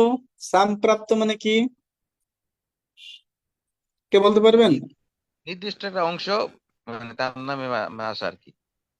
এটা বুঝছো? স্পেসিফাইড অংশ। হ্যাঁ, শরিকরা যখন নিজ নিজ পর্শন বা অংশ বা সাহাম প্রাপ্ত হয়ে ওই সাহামের বাবদ যে দলিল করে থাকে, যে দলিল করে থাকে তাকে বন্টননামা দলিল বলে। একই সম্পত্তিতে মালিক হয়েছেন এরকম একই বংশের লোককে সাধারণত শরিক বলা হয়। তাহলে শরিক সাধারণত 2 প্রকার, লেখেন। শরিক 2 প্রকারের। 1 নম্বর শরিক উত্তরাধিকার সূত্রে শরিক, এবং নাম্বার 2 কোন সম্পত্তি খরিদ সূত্রে শরিক। তাহলে শরিক কয় প্রকার? 2 প্রকার। একটা হচ্ছে উত্তরাধিকার সূত্রে শরিক এবং কোন সম্পত্তি খরিদ সূত্রে শরিক। তো যেহেতু আপনারা যারা এখানে আছেন হয়তোবা বিভিন্ন কোম্পানির সাথে যদি কাজ করেন বা মর্গেজ নিয়ে কাজ করেন, তাহলে এই বিষয়গুলো ইংরেজিতে আসলে আপনারা ইউজ টু হয়ে যাবেন। তো সেই ক্ষেত্রে আমরা এই যে আহ, শরিক যেগুলো বললাম, আর এগুলোকে ইংরেজিতে বলে যে এই উত্তরাধিকার সূত্রে যে শরিকটা, সেটা কিন্তু ইংরেজিতে বলা হয় কো শেয়ারার বাই ইনহেরিটেন্স। এবং যদি আপনার ক্রয় সূত্রে কেউ যদি শরিক হয়ে থাকে, তাহলে এই শরিককে আমরা ইংরেজিতে বলবো কো শেয়ারার বাই পারচেজ। তাহলে কো শেয়ারার বাই ইনহেরিটেন্স এবং কো শেয়ারার বাই পারচেজ। ঠিক আছে, লিখছেন? কোনো একজন শরিক যদি দলিল থেকে, বন্টননামা দলিল থেকে বাদ যায় বা বাদ পড়ে, মনে করেন যে আপনারা ভাই বোন 5 জন, কিন্তু দলিল করা হয়েছে 4 জন নিয়ে, একজন বাদ পড়ে গেছে। ইচ্ছাকৃত হতে পারে, অনিচ্ছাকৃত সূত্রেও যদি হতে পারে। এরকম যদি কোনো শরিককে বাদে বন্টননামা দলিল করা হয়, তাহলে ওই দলিল শুদ্ধ হবে না। তাহলে সেই ক্ষেত্রে পরবর্তীতে যদি কোনো ভাইকে যদি ইচ্ছাকৃতভাবে বা অনিচ্ছাকৃতভাবে ব্যতি রেখে যদি দলিল করা হয়, তাহলে ওই ব্যক্তি চাইলে পরবর্তীতে ওই ভাইদের নামে মিসকেস করতে পারে, কিন্তু মিসকেস করতে পারে। এবং মিসকেস করবে কি জন্য? যে মনে করেন যে বন্টননামা দলিলের পরে জমিটা রেজিস্ট্রি হয়ে তারা খাজনা কেটে, ডিসিআর কেটে তাদের ভাইয়ের সম্পত্তিগুলো সে মোটামুটি তারা দখল করে নিল। তো এখন এইটার রেমেডির জন্য আমরা কোথায় যাই? এসি ল্যান্ড অফিসে যাই। এসি ল্যান্ড অফিসে মিসকেস করি যে আমার ওয়ারিশ সূত্রে পাওয়ার কথা 5 শতক জমি, 4 ভাই 4 5 20, 5 ভাই এক এক ভাই 4 শতক করে পাওয়ার কথা, 3 ভাই 20% নিয়ে নিয়েছে। তাহলে আমি যে 5 শতক যে জমি পাই, এটাকে আমাকে ডিপ্রাইভ করা হয়েছে। তাহলে এটা কোথায় যাইতে হবে? মিসকেস করতে হবে এসি ল্যান্ড অফিসে। এই মিসকেসটা কিভাবে করবেন এটা কিন্তু আপনাদের আমি ড্রাফটিং সহ দেখিয়ে দেবো। এটাও প্র্যাকটিক্যাল ক্লাস আছে, আমি বলেছিলাম যেদিন মডিউলটা আপনাদেরকে ডিসক্রাইব করি। তাহলে বন্টননামা কি করতে হবে? যদি কোনো একজন ব্যক্তি যদি বাদ পড়ে যায়, তাহলে বন্টননামাটা শুদ্ধ হবে না। ঠিক আছে? বন্টননামা দলিল কি করতে হবে? বন্টন করার পরে রেজিস্ট্রি করতে হবে, তাই না? তবে একটা কথা বলে রাখি, যেহেতু প্র্যাকটিক্যালি এই বিষয়টা, বন্টননামা দলিলে ভিতরে কিন্তু দেখবেন সবসময় একটা কথা লেখা থাকে, ঘরোয়া ভাবে বন্টন। ঘরোয়া ভাবে বন্টন অর্থাৎ দলিলের ভিতর লেখা থাকে যে আমরা 3 ভাই 4 বোন ঘরোয়া ভাবে বন্টনের মাধ্যমে আমরা অমুক তমুক এত এত শতাংশ জমি পাই। এই কথাগুলো কিন্তু দলিলের ভিতরে লেখা থাকে। কেন লেখা থাকে আমি বলি, আমি ইন ডিটেল বলে দিচ্ছি। যে ঘরোয়া ভাবে মানে পারিবারিক ভাবে বসে যে সম্পত্তিগুলা ভাগ করা হয়, কিন্তু এই ভাগটা কিন্তু একটা নির্ধারিত আছে। যেমন যদি একজন ছেলে একজন মেয়ে যদি থাকে, তাহলে কত অংশ পাই বলেন তো সম্পত্তি? 2:1, 2:1। তো এরকম কিছু কিছু আইন আছে। যদি এরকম থাকে, পিতা কিন্তু কয় অবস্থায় সম্পত্তির মালিক হয় জানেন? 3 অবস্থায় কিন্তু পিতা সম্পত্তির মালিক হয়। আমি 2-1টা বলে দিচ্ছি, জাস্ট এগুলো আপনাদের আসলে এই কোর্সের সাথে কিন্তু এই একটা আলাদা কোর্স, এটা আমাদের আলাদা কোর্স আছে, ইনহেরিটেন্স কোর্স। ওই কোর্সে বা আপনারা এটা জানতে পারবেন। আমি জাস্ট যেহেতু এই কোর্সের সাথে কিছুটা রিলেট হচ্ছে, এই জন্য আপনাদের ক্লিয়ার করে দিচ্ছি। পিতা যেমন 3 অবস্থায় সম্পত্তি পায়, যে মৃত ব্যক্তির পুত্র বা পুত্রের পৌত্র যতই নিম্নগামী হোক না কেন, থাকলে পিতা কিন্তু 6/1 সম্পত্তি পায়।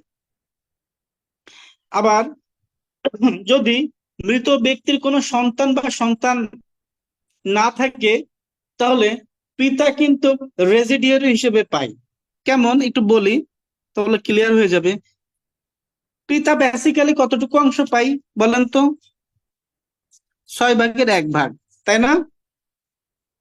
তো এই ক্ষেত্রে যখন আপনারা সম্পত্তির অংশটা বের করবেন, তখন 6/1 প্লাস আর এইভাবে দিতে হবে। অর্থাৎ রেজিডিওর হিসেবে পাই, পিতা কিন্তু তার 6/1 সম্পত্তি পাচ্ছে। ঠিক আছে? যদি পুত্র বা পুত্রের পুত্র যদি বেঁচে থাকে, তাহলে পিতা 6/1 পাচ্ছে, এবং অবশিষ্ট সম্পত্তি যদি থাকে, ওই পিতা কিন্তু রেজিডিওর হিসেবে পাচ্ছে।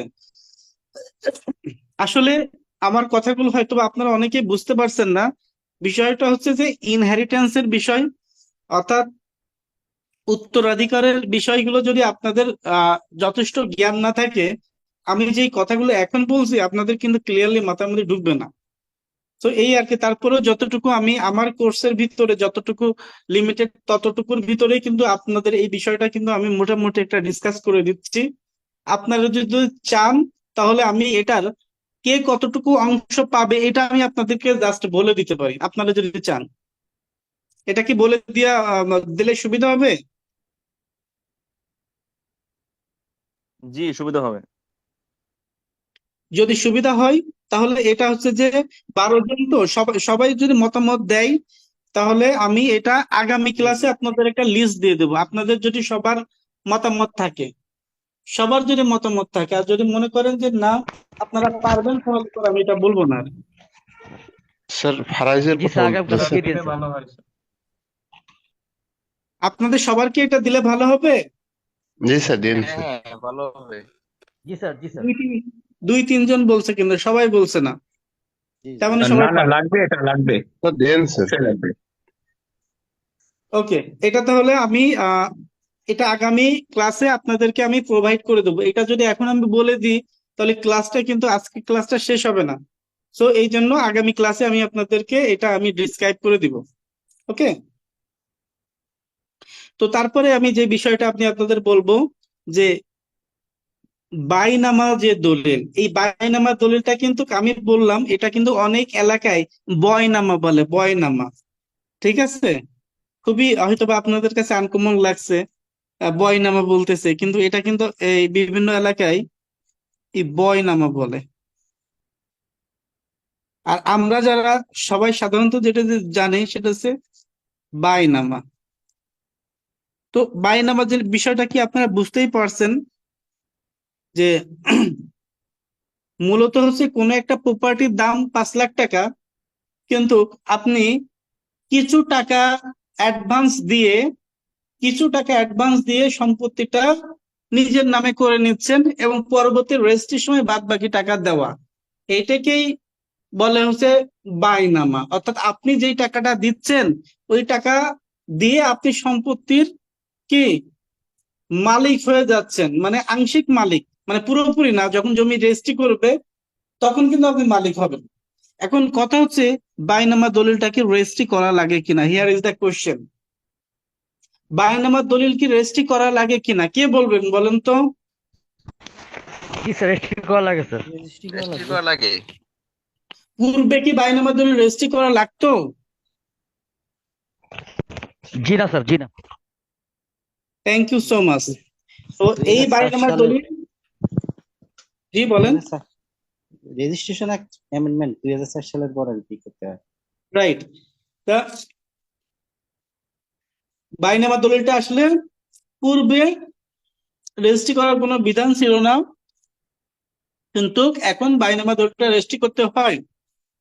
তো বাইনামা দলিলে কিন্তু মূল দলিলের নাই দাতা গ্রহীতা থাকবে এবং এটার রেজিস্ট্রি ততদিন পর্যন্ত থাকবে যতদিন না আপনি জমিটা রেজিস্ট্রি করে নিচ্ছেন। অর্থাৎ আপনার দলিল যখন রেজিস্ট্রি দলিল হয়ে যাবে পুরো টাকা দিয়ে, তখন এই বাইনামা দলিলের আর কি ভ্যালু থাকবে? থাকবে? দলিল কি রেজিস্ট্রি হয়ে গেলে, মূল দলিল রেজিস্ট্রি হয়ে গেলে বাইনামা দলিলের কি আর কোনো ভ্যালু থাকবে? না স্যার। না না, না থাকবে না। না স্যার, জি না। তাহলে আমরা যদি এইভাবে একটু বলি, আপনি একটু লেখেন, একটু আলোচনা করে বলি, তাহলে আপনাদের হয়তো বিষয়টা মনে থাকবে। যে প্রজাদের ভূমি রাজস্ব বকেয়া পড়লে, লেখেন, প্রজাদের ভূমি রাজস্ব বকেয়া পড়লে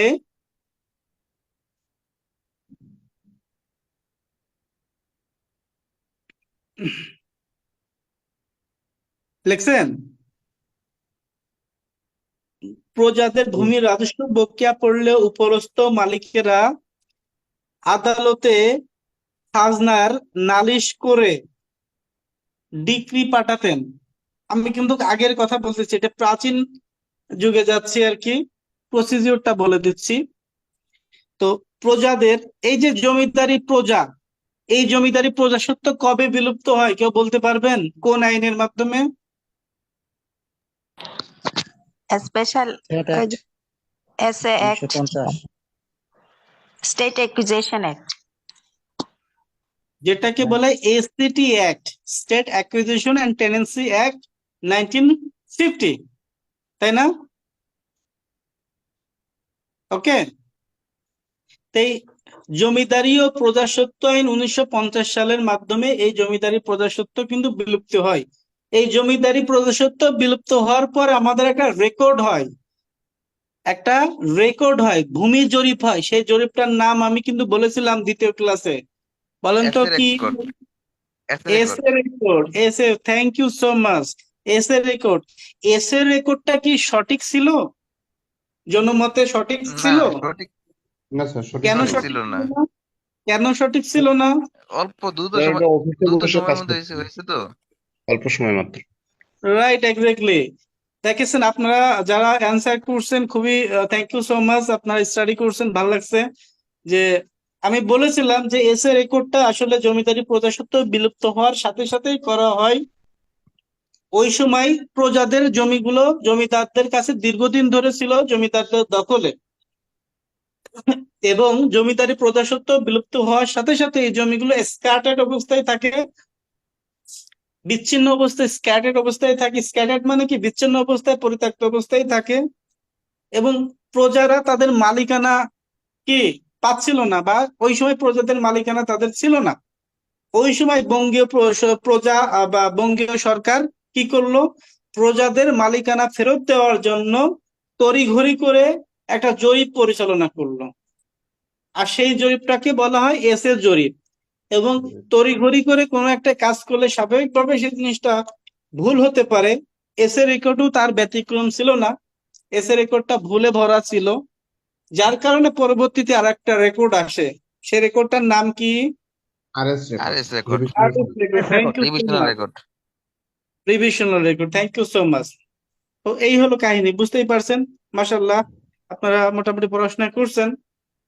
তো যেটা বললাম, তো জমিদারি প্রজাস্বত্ব রাজস্ব বকেয়া পড়লে উপরস্থ মালিকেরা আদালতে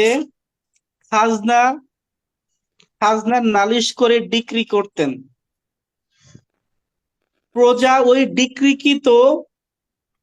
ওই ডিক্রিকৃত টাকা জমিদারকে প্রদান না করলে ওই খাজনার ডিক্রি জারি দিয়ে ওই ভূমি নিলামে ডাকা হতো। বিষয়টা বুঝতে পারছেন? যে প্রজারা যদি নির্ধারিত সময়ের মধ্যে যদি খাজনা না দিত, তাহলে ওই প্রজাদের জমিকে ওই সময় রাজারা কি করত? নিলামে ডাকতো। যে খাজনা দিতে পারছে না, ও জমি নিলামে উঠাই দিত। বুঝছেন? ওই নিলামে মালিক সহ সর্বসাধারণের খরিদ করার অধিকার ছিল। মানে আপনি যে প্রজা, প্রপার্টিটা কার? আপনার না? তো এই প্রপার্টিটা কেন নিলামে ডাকছে? আপনি খাজনা দিচ্ছেন না তাই। কারা নিলামে ডাকছে? জমিদাররা। তো জমিদাররা এত খারাপ ছিল, ওই জমি নিলামে ডেকে যেই ব্যক্তি ওই সম্পত্তির মালিক, ওই ব্যক্তিকে ওই সম্পত্তি কেনার জন্য প্রস্তাব করত। বুঝতে পারছেন? তাহলে ওই সময় কি পরিমাণে যে প্রজাদেরকে অত্যাচার করা হতো। যে আমার প্রপার্টি আমি খাজনা দিতে পারিনি বলে নিলামে ডাকছি, 8-10 জন জনসাধারণের সাথে আমাকেও নিলাম ডাক দিত, যাতে আমি প্রপার্টিটা কিনতে পারি। কিভাবে খাজনা আদায় করতাম? অর্থাৎ যেই ব্যক্তি বেশি টাকার বিনিময়ে নিলামের ডাক উঠাতেন, ওই ব্যক্তি নিলামের খরিদ্দার বলে গণ্য হতেন, তাই না? এবার লেখেন, খাজনার ডিক্রি ছাড়া আরো কয়েক প্রকার নিলাম হয়ে থাকে, যেমন সরকার কর্তৃক ভূমির বকেয়া রাজস্ব উত্তোলনের জন্য কিংবা দেওয়ানি মোকদ্দমা খরচের টাকা আদায়ের জন্য এই নিলামের ডাক দেওয়া হতো। যিনি নিলাম খরিদ করতেন তাকে একটি নিদর্শনপত্র বা সার্টিফিকেট দেওয়া হতো। ওই সার্টিফিকেটকে বাইনামা বলা হতো। তাহলে বাইনামার আবিষ্কার কোন জায়গা থেকে আপনারা বুঝতে পারছেন? আমি এই এতগুলো কথাগুলো বললাম কি জন্য বলেন তো? আমরা যে বাইনামা বাইনামা গুলো বলছি, এই বাইনামাটা আসলে কিভাবে আসলো? বাইনামার উৎপত্তিটা কি, ইতিহাস কি? ভাই, এই বুঝছেন? সার্টিফিকেটটা কে দিত? কারা দিত? এটা যিনি অথরিটি কারা ছিল? মানে যিনি নিলাম বায়নামার যে শেষ করতেন, হ্যাঁ, ওই যে ওই ওই সময় যে বঙ্গীয় প্রদেশীয় যে সরকার ছিল না, হ্যাঁ, বঙ্গীয় প্রদেশীয় যে সরকার, ওই সরকারে কিন্তু এই আপনার নিদর্শন পত্র বা সার্টিফিকেট ইস্যু করতো, বুঝছেন? আপনি ওই জায়গা আপনি থেকে তিনটা হুম। আপনি তিনটা কথা বলেছেন। একটা হলো প্রজাদের সম্পত্তি নিলাম করবে, একটা হলো রায়ের মামলার যে একটা খরচ এটা দিত। তো ওই মামলার হ্যাঁ, খরচের নিলামের ক্ষেত্রে সেই সার্টিফিকেটটা কারা দিত? আমি আপনাদেরকে বারবার বলছি যে এই যে সার্টিফিকেট ইস্যু করতো ওই সময় বঙ্গীয় প্রজাস্বত্ব সরকার, ওই সরকারই কিন্তু সার্টিফিকেট ইস্যু করতো। আমি আবার বলি তাহলে ক্লিয়ার হয়ে যাবে যে সরকার কর্তৃক ভূমির বকেয়া রাজস্ব উত্তোলনের জন্য, সরকার কর্তৃক ভূমির বকেয়া রাজস্ব মানে কি? কোন সরকার বলেন তো এটা? এটা ওই বঙ্গীয় সরকারের কথাই বোঝাচ্ছি আমি। কারণ ওই সময় কি আমাদের সরকার ছিল, যুদ্ধের পরের সরকার ছিল, না ব্রিটিশ সরকার ছিল বলেন তো? ব্রিটিশ ব্রিটিশ সরকার। সরকার ছিল। ব্রিটিশ সরকার, তাহলে বঙ্গীয় প্রজাস্বত্ব সরকার ছিল। তাহলে ওই সরকার কর্তৃক কি করতো, যাদের ভূমিটা বকেয়া ছিল, তাহলে কি করতো, ওই বকেয়া ভূমির রাজস্ব উত্তোলনের জন্য, কিংবা ওই যে জমির, যে জমির কথা বললাম যে জমির রাজস্ব উত্তোলন, ওই জমি নিয়ে যদি কোনো দেওয়ানি মামলা চলতো, অর্থাৎ সরকার দেখা যাচ্ছে আপনার বকেয়া রাজস্বের জন্য দিতে পারেননি টাকা, সরকার কিন্তু দেখা যাচ্ছে ওই প্রপার্টিটা সে নিয়ে নিল, কিন্তু আপনার ওই প্রপার্টি আগের থেকে দেখা যাচ্ছে যে কোনো ব্যক্তির সাথে বন্টনামা মামলা বলেন আর যে কোনো মামলা বলেন, মামলা চলে আসছে। সরকার কিন্তু এটা জানতেও পারে, নাও জানতে পারে, কিন্তু ওই যে আপনি যে রাজস্ব দেন নাই, আপনার প্রপার্টিটা কিন্তু সে নিয়ে নিল। এবার কি করলো সরকার, এই যে রাজস্ব উত্তোলনের জন্য আপনার কাছে টাকা নিতে পারে, অথবা ওই জমির দেওয়ানি মামলা মোকদ্দমা চালানোর জন্য কিন্তু আপনার কাছ থেকে বকেয়া নেয়, রাজস্ব উত্তোলন করতে পারে। এখন আপনি যে টাকাটা দিলেন, দেওয়ার পরে সম্পত্তি যদি আবার আপনি খরিদ করেন, অর্থাৎ আপনি আপনার বকেয়া টাকা দিলেন, দেওয়ার পরে সম্পত্তিটা যদি আবার ফেরত নিলেন, এই যে সম্পত্তিটা ফেরত নিলেন, এই যে নেওয়ার পরে সরকার থেকে কি করলো, আপনার একটা নিদর্শন পত্র বা সার্টিফিকেট দিত, ওই সার্টিফিকেটকেই আমি বলছি বয়নামা। ক্লিয়ার? এবার কি ক্লিয়ার হয়েছে? জি, এবার ক্লিয়ার হয়েছে অনেকটা। তবে আরেকটা যেটা আচ্ছা, হলো, কারো কাছে যদি মানে নিলামটা, সে নিলাম দেখাচ্ছে কিন্তু তার বয়নামাটা দেখাতে পারছে না, তাহলে তার নিলামটা কতটুকু কার্যকর হবে? এই যে যে বাইনামা আপনি যে পাইলেন, এই যে আপনার যে বাইনামা দিল, ঠিক আছে, ওই সময় যে, ওই সময় তো হ্যাঁ, এক্স্যাক্টলি বাইনামা দলিল তো ছিল না, তাই না? এটা এটা বাইনামা দেওয়া হতো, এইভাবে বলা হতো বাইনামা। হ্যাঁ, বাইনামা দেওয়া হতো, সার্টিফিকেট ইস্যুর মাধ্যমে দেওয়া হতো। অর্থাৎ এই যে সার্টিফিকেট ইস্যু করছে, ওইটাই আপনার মালিকানার একটা নিদর্শন। ওই সময় কিন্তু আমরা কিন্তু যেমন এটা বলেন। যে আমার একটা মানে আমি একটা মানে সমস্যা পেয়েছি, সেটা হলো সে ওই হুম বায়নামা বা সার্টিফিকেট যেটাই বললে ওইটা দেখাতে পারছে না, কিন্তু নিলাম হয়েছে ওইটা সে শো করতেছে। এক্ষেত্রে কি ওইটা দিয়ে কি সেই জমি দাবি করতে পারবে? না, নিলাম হওয়ার পরে, নিলাম হওয়ার পরে তো ওই ব্যক্তি তো কি করছে, সে তার প্রপার্টি রক্ষার্থে তার বকেয়া রাজস্ব গুলো পরিশোধ করছে না, করছে কিনা বলেন? আপনার যে হ্যাঁ, বকেয়া করেছে। রাজস্ব গুলো, তাদের রাজস্ব পরিশোধ করার পরেই তো সরকার থেকে আপনাকে একটা কি নিদর্শন পত্র দিচ্ছে। নিদর্শন পত্র মানে আপনি টাকা পেইড করছেন। আমরা যেমন চালান দেখি না, চালান পত্র নিই না, চালানের মাধ্যমে টাকা পেইড করি। তা আপনি যে টাকা পেইড করছেন বকেয়া রাজস্ব নাই, পেইড করার পর আপনার যে নিদর্শন পত্র বা একটা সার্টিফিকেট ইস্যু করছে, ওইটাই কিন্তু বাইনামা। অর্থাৎ পরবর্তীতে ওইটা আপনি যে অথেন্টিকেশন মানে প্রপার্টি অথেন্টিকেশন, আপনি যে প্রকৃত মালিক, ওইটা তার নিদর্শন। এইগুলা এখন আর মানে নাই ভাই, এইগুলো কিন্তু তার মানে এখন আমি আর বলতে নাই। পারি না, হুম না আমি একটু বলেন। বলতে পারি তাহলে যে ওই সার্টিফিকেটটা যতক্ষণ পর্যন্ত না থাকবে ততক্ষণ পর্যন্ত নিলামটা পরিপূর্ণ হলো না। না, পরিপূর্ণ হলো না, নিলাম তো হইছেই, কিন্তু সার্টিফিকেটটা পাওয়ার পরে আপনি সম্পত্তির আবার পূর্বের ন্যায় মালিক। নিলাম তো আচ্ছা ঠিক হইছেই, আছে। নিলাম হওয়ার পরেই তো আপনি তো মালিক হলেন। এখন আমি আপনাদের বলি, এই বিষয়গুলো যেটা বললাম, এটা আপনারা যারা ল্যান্ড এক্সপার্ট বা যারা লয়ার বা আইনজীবী, আপনাদের জানার কিন্তু একটা মানে রাইটস আছে। বিষয়টা আমরা অনেক কিছু জানি, কিন্তু অনেক কিছুর পিছনে যে অনেক কিছুর ইতিহাস আছে, এই বিষয়গুলো তো আমরা জানি না। কিন্তু আসলে আলটিমেটলি আমাদের তো জানা উচিত। এই জন্য আমি আপনাদের এই বিষয়গুলো একটু মানে ডিসক্রাইব করলাম। হয়তো বা অনেকের ভালো লাগছে, আবার অনেকের বিরক্ত লাগতে পারে, বাট এই বিষয়গুলো জানা উচিত আমি মনে করি, এই জন্য আর কি। ভাই আচ্ছা, আমি আটটু আমি একটু জানার জন্য জাস্ট আমি একটু এটা নিয়ে একটা মানে মামলা করেছি তো, একটু জানার জন্য প্রশ্ন হুম। করতে পারবো?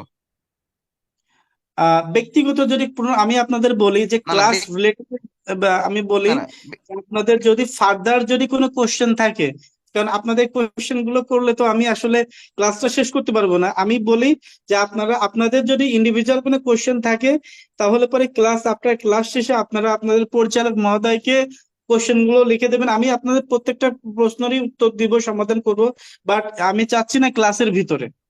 আপনার যদি ওকে ওকে যদি কোনো প্রশ্ন থাকে, তাহলে আপনারা আপনাদের পরিচালক মারফত আমাকে দিবেন। আমাদের লিগ্যাল স্টাডি এইড এর এমন কোনো স্টুডেন্ট নাই যাদের কোনো প্রশ্নের উত্তর আমরা ফিডব্যাক দিয়ে নিই বা স্যাটিসফাইড হয় নাই, এরকম কোনো স্টুডেন্ট কিন্তু নাই। ল্যান্ডের ব্যাচ কিন্তু 7টা অলরেডি আপনাদের শেষ, ঠিক আছে, 8 ইজ রানিং। সো ওকে ওকে এই জন্য এটাই আর কি। তো আপনাদের যে কোনো কোয়ারি থাকলে অবশ্যই আমার সাথে যোগাযোগ করবেন, ইনশাআল্লাহ আমি সলভ করবো। আচ্ছা, আরেকটা বিষয়, যে কয়েকটা বিষয় আমি আপনাদেরকে, এটা আমি ডিসক্রাইব করব না, এটা আপনারা শীট পাওয়ার পরে পড়ে নেবেন। কিছু কিছু দলিল থাকে যেগুলো দখলনামা দলিল, তারপর না দাবি দলিল, হ্যাঁ, ওসিয়তনামা দলিল, উইল দলিলটা একটু বলি। উইল দলিলটা একটু বলি যে ওসিয়তনামা দলিল এবং উইল দলিল, এই দুইটা একটু বলবো। আর দখলনামা দলিল, রায় দলিল, ডিক্রি দলিল, এই বিষয়গুলো বলার দরকার নেই। রায়ের মাধ্যমে যে দলিলটা দেওয়া হয়, রায় দলিল, ডিক্রি দলিল, এটা আপনারা পড়ে নিবেন। আমার লেকচার শিটে খুব সুন্দর করে আমি ইয়ে করে দিয়েছি আর কি। একটু বলি, যেটা হচ্ছে না দাবি দলিল। না দাবি দলিল আপনাদের নাম কখনো শুনেছেন? না দাবি দলিল যেমন মনে করেন যে আপনার ভাই, খুব ইম্পর্টেন্ট, কিন্তু আপনার ভাই আপনাকে বলে দিল যে ঠিক আছে, এই সম্পত্তির উপর আমার কোনো দাবি নেই, তুমি এই সম্পত্তির মালিক আজকে থেকে। এরকম হওয়ার সমস্যা হয় আমাদের পারিবারিক ভাবে, আমরা দেখেছি কোন একটা বিষয় নিয়ে আমরা পারলে তো আমাদের ভাইকে দিয়ে দিই, আরো অনেক কিছু দিয়ে দিই, বা আমার বোনকে দিয়ে দিই। এখন আপনার ভাই যদি আপনাকে কোনো একটা ছাড় দেয় বা কোনো কিছু দিয়ে দেয়, তাহলে আপনারা যারা আজকে এই কথাগুলো শুনছেন, তারা কিন্তু একটা কাজ করে নেবেন। কি কাজ? দলিল করে নেবেন। কারণ আপনার ভাই আজকে ছেড়ে দিল, আপনার ভাইয়ের উত্তরাধিকাররা তো না ছাড়তে পারে, তাই না? তাহলে সেটাকে আমরা কি করব? না দাবি দলিল। না দাবি দলিল অর্থাৎ কোন ব্যক্তি সুনির্দিষ্ট কোনো সম্পত্তি তার স্বত্বাধিকার নেই মর্মে, স্বত্বাধিকার ত্যাগ করেছেন মর্মে দলিল সম্পাদন ও রেজিস্ট্রি করে দিতে পারেন, এরকম দলিলকে আমরা না দাবি দলিল বলবো।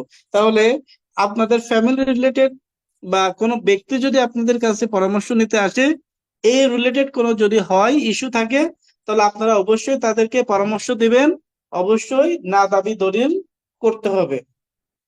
ওকে, এবার উইল নিয়ে যে কথাটা বলি, উইল নিয়ে অনেকে বলছিলেন যে উইল মূলত কাদের মধ্যে এই দলিলটা হয়ে থাকে, বলেন তো কেউ একজন, উইল দলিলটা কাদের মধ্যে হয়ে থাকে? আমি একটু বলি তাহলে, যে হিন্দু সম্প্রদায়ের লোক তাদের নিজস্ব সম্পত্তিতে তাদের আত্মীয়দের মধ্যে যাকে ইচ্ছা তাকে উইল করে দিতে পারেন। যিনি উইল করেন তিনি তার জীবদ্দশায় একের অধিক উইল করতে পারবেন। কোশ্চেন হলো, কোশ্চেন ইজ হেয়ার ইজ, পারবেন কিনা। অর্থাৎ যখন কোনো ব্যক্তি তার জীবদ্দশায় একের অধিক উইল করতে পারবেন কিনা, কেউ একজন বলেন তো। পারবে। পারবে? তো যদি এটা তো পারে, পারার আমার তো কথা মনে না। হতে পারবে। যদি কথা পারে বলতে আপনাদের কাছে যদি মনে হয় যে কোনো একজন ব্যক্তি তার জীবদ্দশায় একের বেশি উইল করতে পারে, তাহলে এবার আমার কোশ্চেন যে সে যদি একের বেশি উইল করে একটা সম্পত্তির, তাহলে ওই তার নির্দিষ্ট একটা প্রপার্টির উপরে তো একাধিক উইল করা যাবে না। আচ্ছা, থ্যাংক ইউ। আচ্ছা, কোন একজন ব্যক্তি যদি উইল করে তার জীবদ্দশায়, একাধিক উইল করে, একের অধিক উইল করে, নট ইন্ডিভিজুয়াল প্রপার্টি, আমি অনেকগুলো প্রপার্টির কথাই তাহলে বলি, যদি অনেকগুলো প্রপার্টির বা একজন ব্যক্তি যদি একাধিক উইল করে থাকে, তাহলে কোশ্চেন যে তার কোন উইলটা কার্যকর হবে, তার কোন উইলটা কার্যকর হবে। একবারে লেটেস্ট সর্বশেষ যে will। রাইট, এক্স্যাক্টলি, আমি এইটাই আপনাদের বলতে যাচ্ছি, কোনো একজন ব্যক্তি তার জীবদ্দশায় যদি একাধিক উইল করে থাকে, তাহলে তার সর্বশেষ যে উইলটা করেছিলেন অনলি সেটাই কার্যকর হবে। ওকে, তো এরপরে আরো কিছু বিষয় থাকবে, হলফনামা দলিল, রায় দলিল, ডিক্রি দলিল, এগুলো আপনারা পড়ে নেবেন। ও এইটাই আসলে আলোচনার বিষয় ছিল। আমি জানি হয়তো বা আপনাদের অনেক কোশ্চেন আছেন। বিষয়টা হচ্ছে যে ক্লাসটা লাইভে ক্লাস হয়, ক্লাসটা আপলোড হয়, সারা বাংলাদেশে অনেক মানুষ ক্লাসগুলো দেখে। এই জন্য আপনাদের যদি আহ, আহ, কোনো কোশ্চেন থাকেই, আমি আপনাদের হাম্বল রিকোয়েস্ট, আমি আপনাদের প্রত্যেকটা কোশ্চেন গুলো সলিউশন করে দেবো ইনশাল্লাহ, বাট আপনারা ইন্ডিভিজুয়ালি ভাবে আমাকে আপনারা যোগাযোগ করবেন আপনাদের পরিচালক মারফত, আমি আপনাদেরকে সময় দেবো ইনশাল্লাহ। ঠিক আছে, তো আজকের ক্লাস নিয়ে যতটুকু আলোচনা করলাম দলিলের বিষয় নিয়ে, এই আলোচনা কিন্তু আর করতে পারবো না, কারণ আমরা প্র্যাকটিক্যাল ক্লাসে ঢুকবো ইনশাল্লাহ আগামী ক্লাসে। সো আজকে যতটুকু ক্লাস আলোচনা করলাম এইটুকু, আপনাদের কোনো সমস্যা হয়েছে কিনা কারোর বুঝতে আজকের বিষয়ে একটু জানাবেন। প্রথমত অ্যাডভোকেট মশিউর রহমান ভাই, ক্লাস করেছেন কি? ক্লাসের আজকে যে টপিকস গুলো নিয়ে আপনার কোনো বিষয় ইস্যু আছে কিনা একটু জানাবেন। না, তেমন কোনো ইস্যু নেই আজকের ক্লাস নিয়ে। তবে প্রথম ক্লাস এবং দ্বিতীয় ক্লাসটা তো আমি জয়েন করেছিলাম, তো দ্বিতীয় ক্লাসটা নিয়ে একটু ইস্যু আছে, আমি আচ্ছা, সময় করে নক ও, করবো। মানে যে ইস্যু হোক না কেন ইনশাল্লাহ সমাধান করে দেব আশা করি। আপনাদের কোনো জি ইস্যু আমি বা আমরা রাখবো না ইনশাল্লাহ, সমস্ত ইস্যু আমরা সমাধান করে দেবো ইনশাল্লাহ। যদি কোনো গ্যাপ থাকে আপনাদের বা বুঝতে যদি সমস্যা হয়, আমি মনে হয় দ্বিতীয় ক্লাস আনাগন্ডা করা ক্রান্তির ক্লাস নিয়েছিলাম তাই না, খতিয়ানের ক্লাস নিয়েছিলাম তাই না? তো এই খতিয়ানের জি ক্লাসটা জি কিন্তু রহমান ভাই, আমার জানা মতে এখানে যারাও আছে তারাও বলতে পারবে, আমি অনেক সুন্দর করে নেওয়ার চেষ্টা করেছিলাম। আমি জানি না আপনার কোথায় প্রবলেম হয়েছে, তারপরও আপনি ইন্ডিভিজুয়ালি ভাবে নক দিবেন, ইনশাল্লাহ সমাধান করে দেবো আশা করি। আক্তার হোসেন ভাই, জি জি আজকের ক্লাসে কোনো আলহামদুলিল্লাহ। ইস্যু আছে কিনা? না, সবগুলো বিষয় আসলে ক্লিয়ার, কিন্তু আহ, একটা বিষয় হলো স্যার, আসলে আমি হুম, আমাদের যে ট্রান্সফার অফ প্রপার্টি অ্যাক্টের যে 122 ধারা, সেকশন রাইট, 122, অনারিয়াস গিফট, না এখানে যে অনারিয়াস গিফট তো গিফটের ওয়ান সংজ্ঞাটা টোয়েন্টি আছে, সেভেন অনারিয়াস গিফট 127, তাই তো, দায়যুক্ত দান। আর আপনি বলছেন 122 ধারা, বলেন। এখানে যে গিফটের সংজ্ঞা, হুম, যে মানে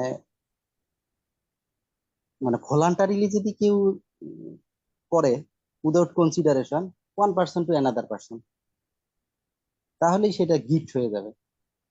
তাহলে আমি মানে হুম, এখানে আসলে ওই ধরনের কোনো অব্লিগেশন আছে কিনা দেখেন, যে যে আমি আমি হচ্ছে আপনার যেই ট্রান্সফার প্রপার্টি অ্যাক্ট 1882 আপনি 122 যেটাকে আপনি বললেন, 180-তে আমি আপনারা আমি বলি আপনার, তাহলে আপনি পেয়ে যাবেন। এই ট্রান্সফার অফ প্রপার্টি অ্যাক্টের খুব সম্ভবত 118-তে মনে হয় এক্সচেঞ্জের কথা বলা আছে, তাই না?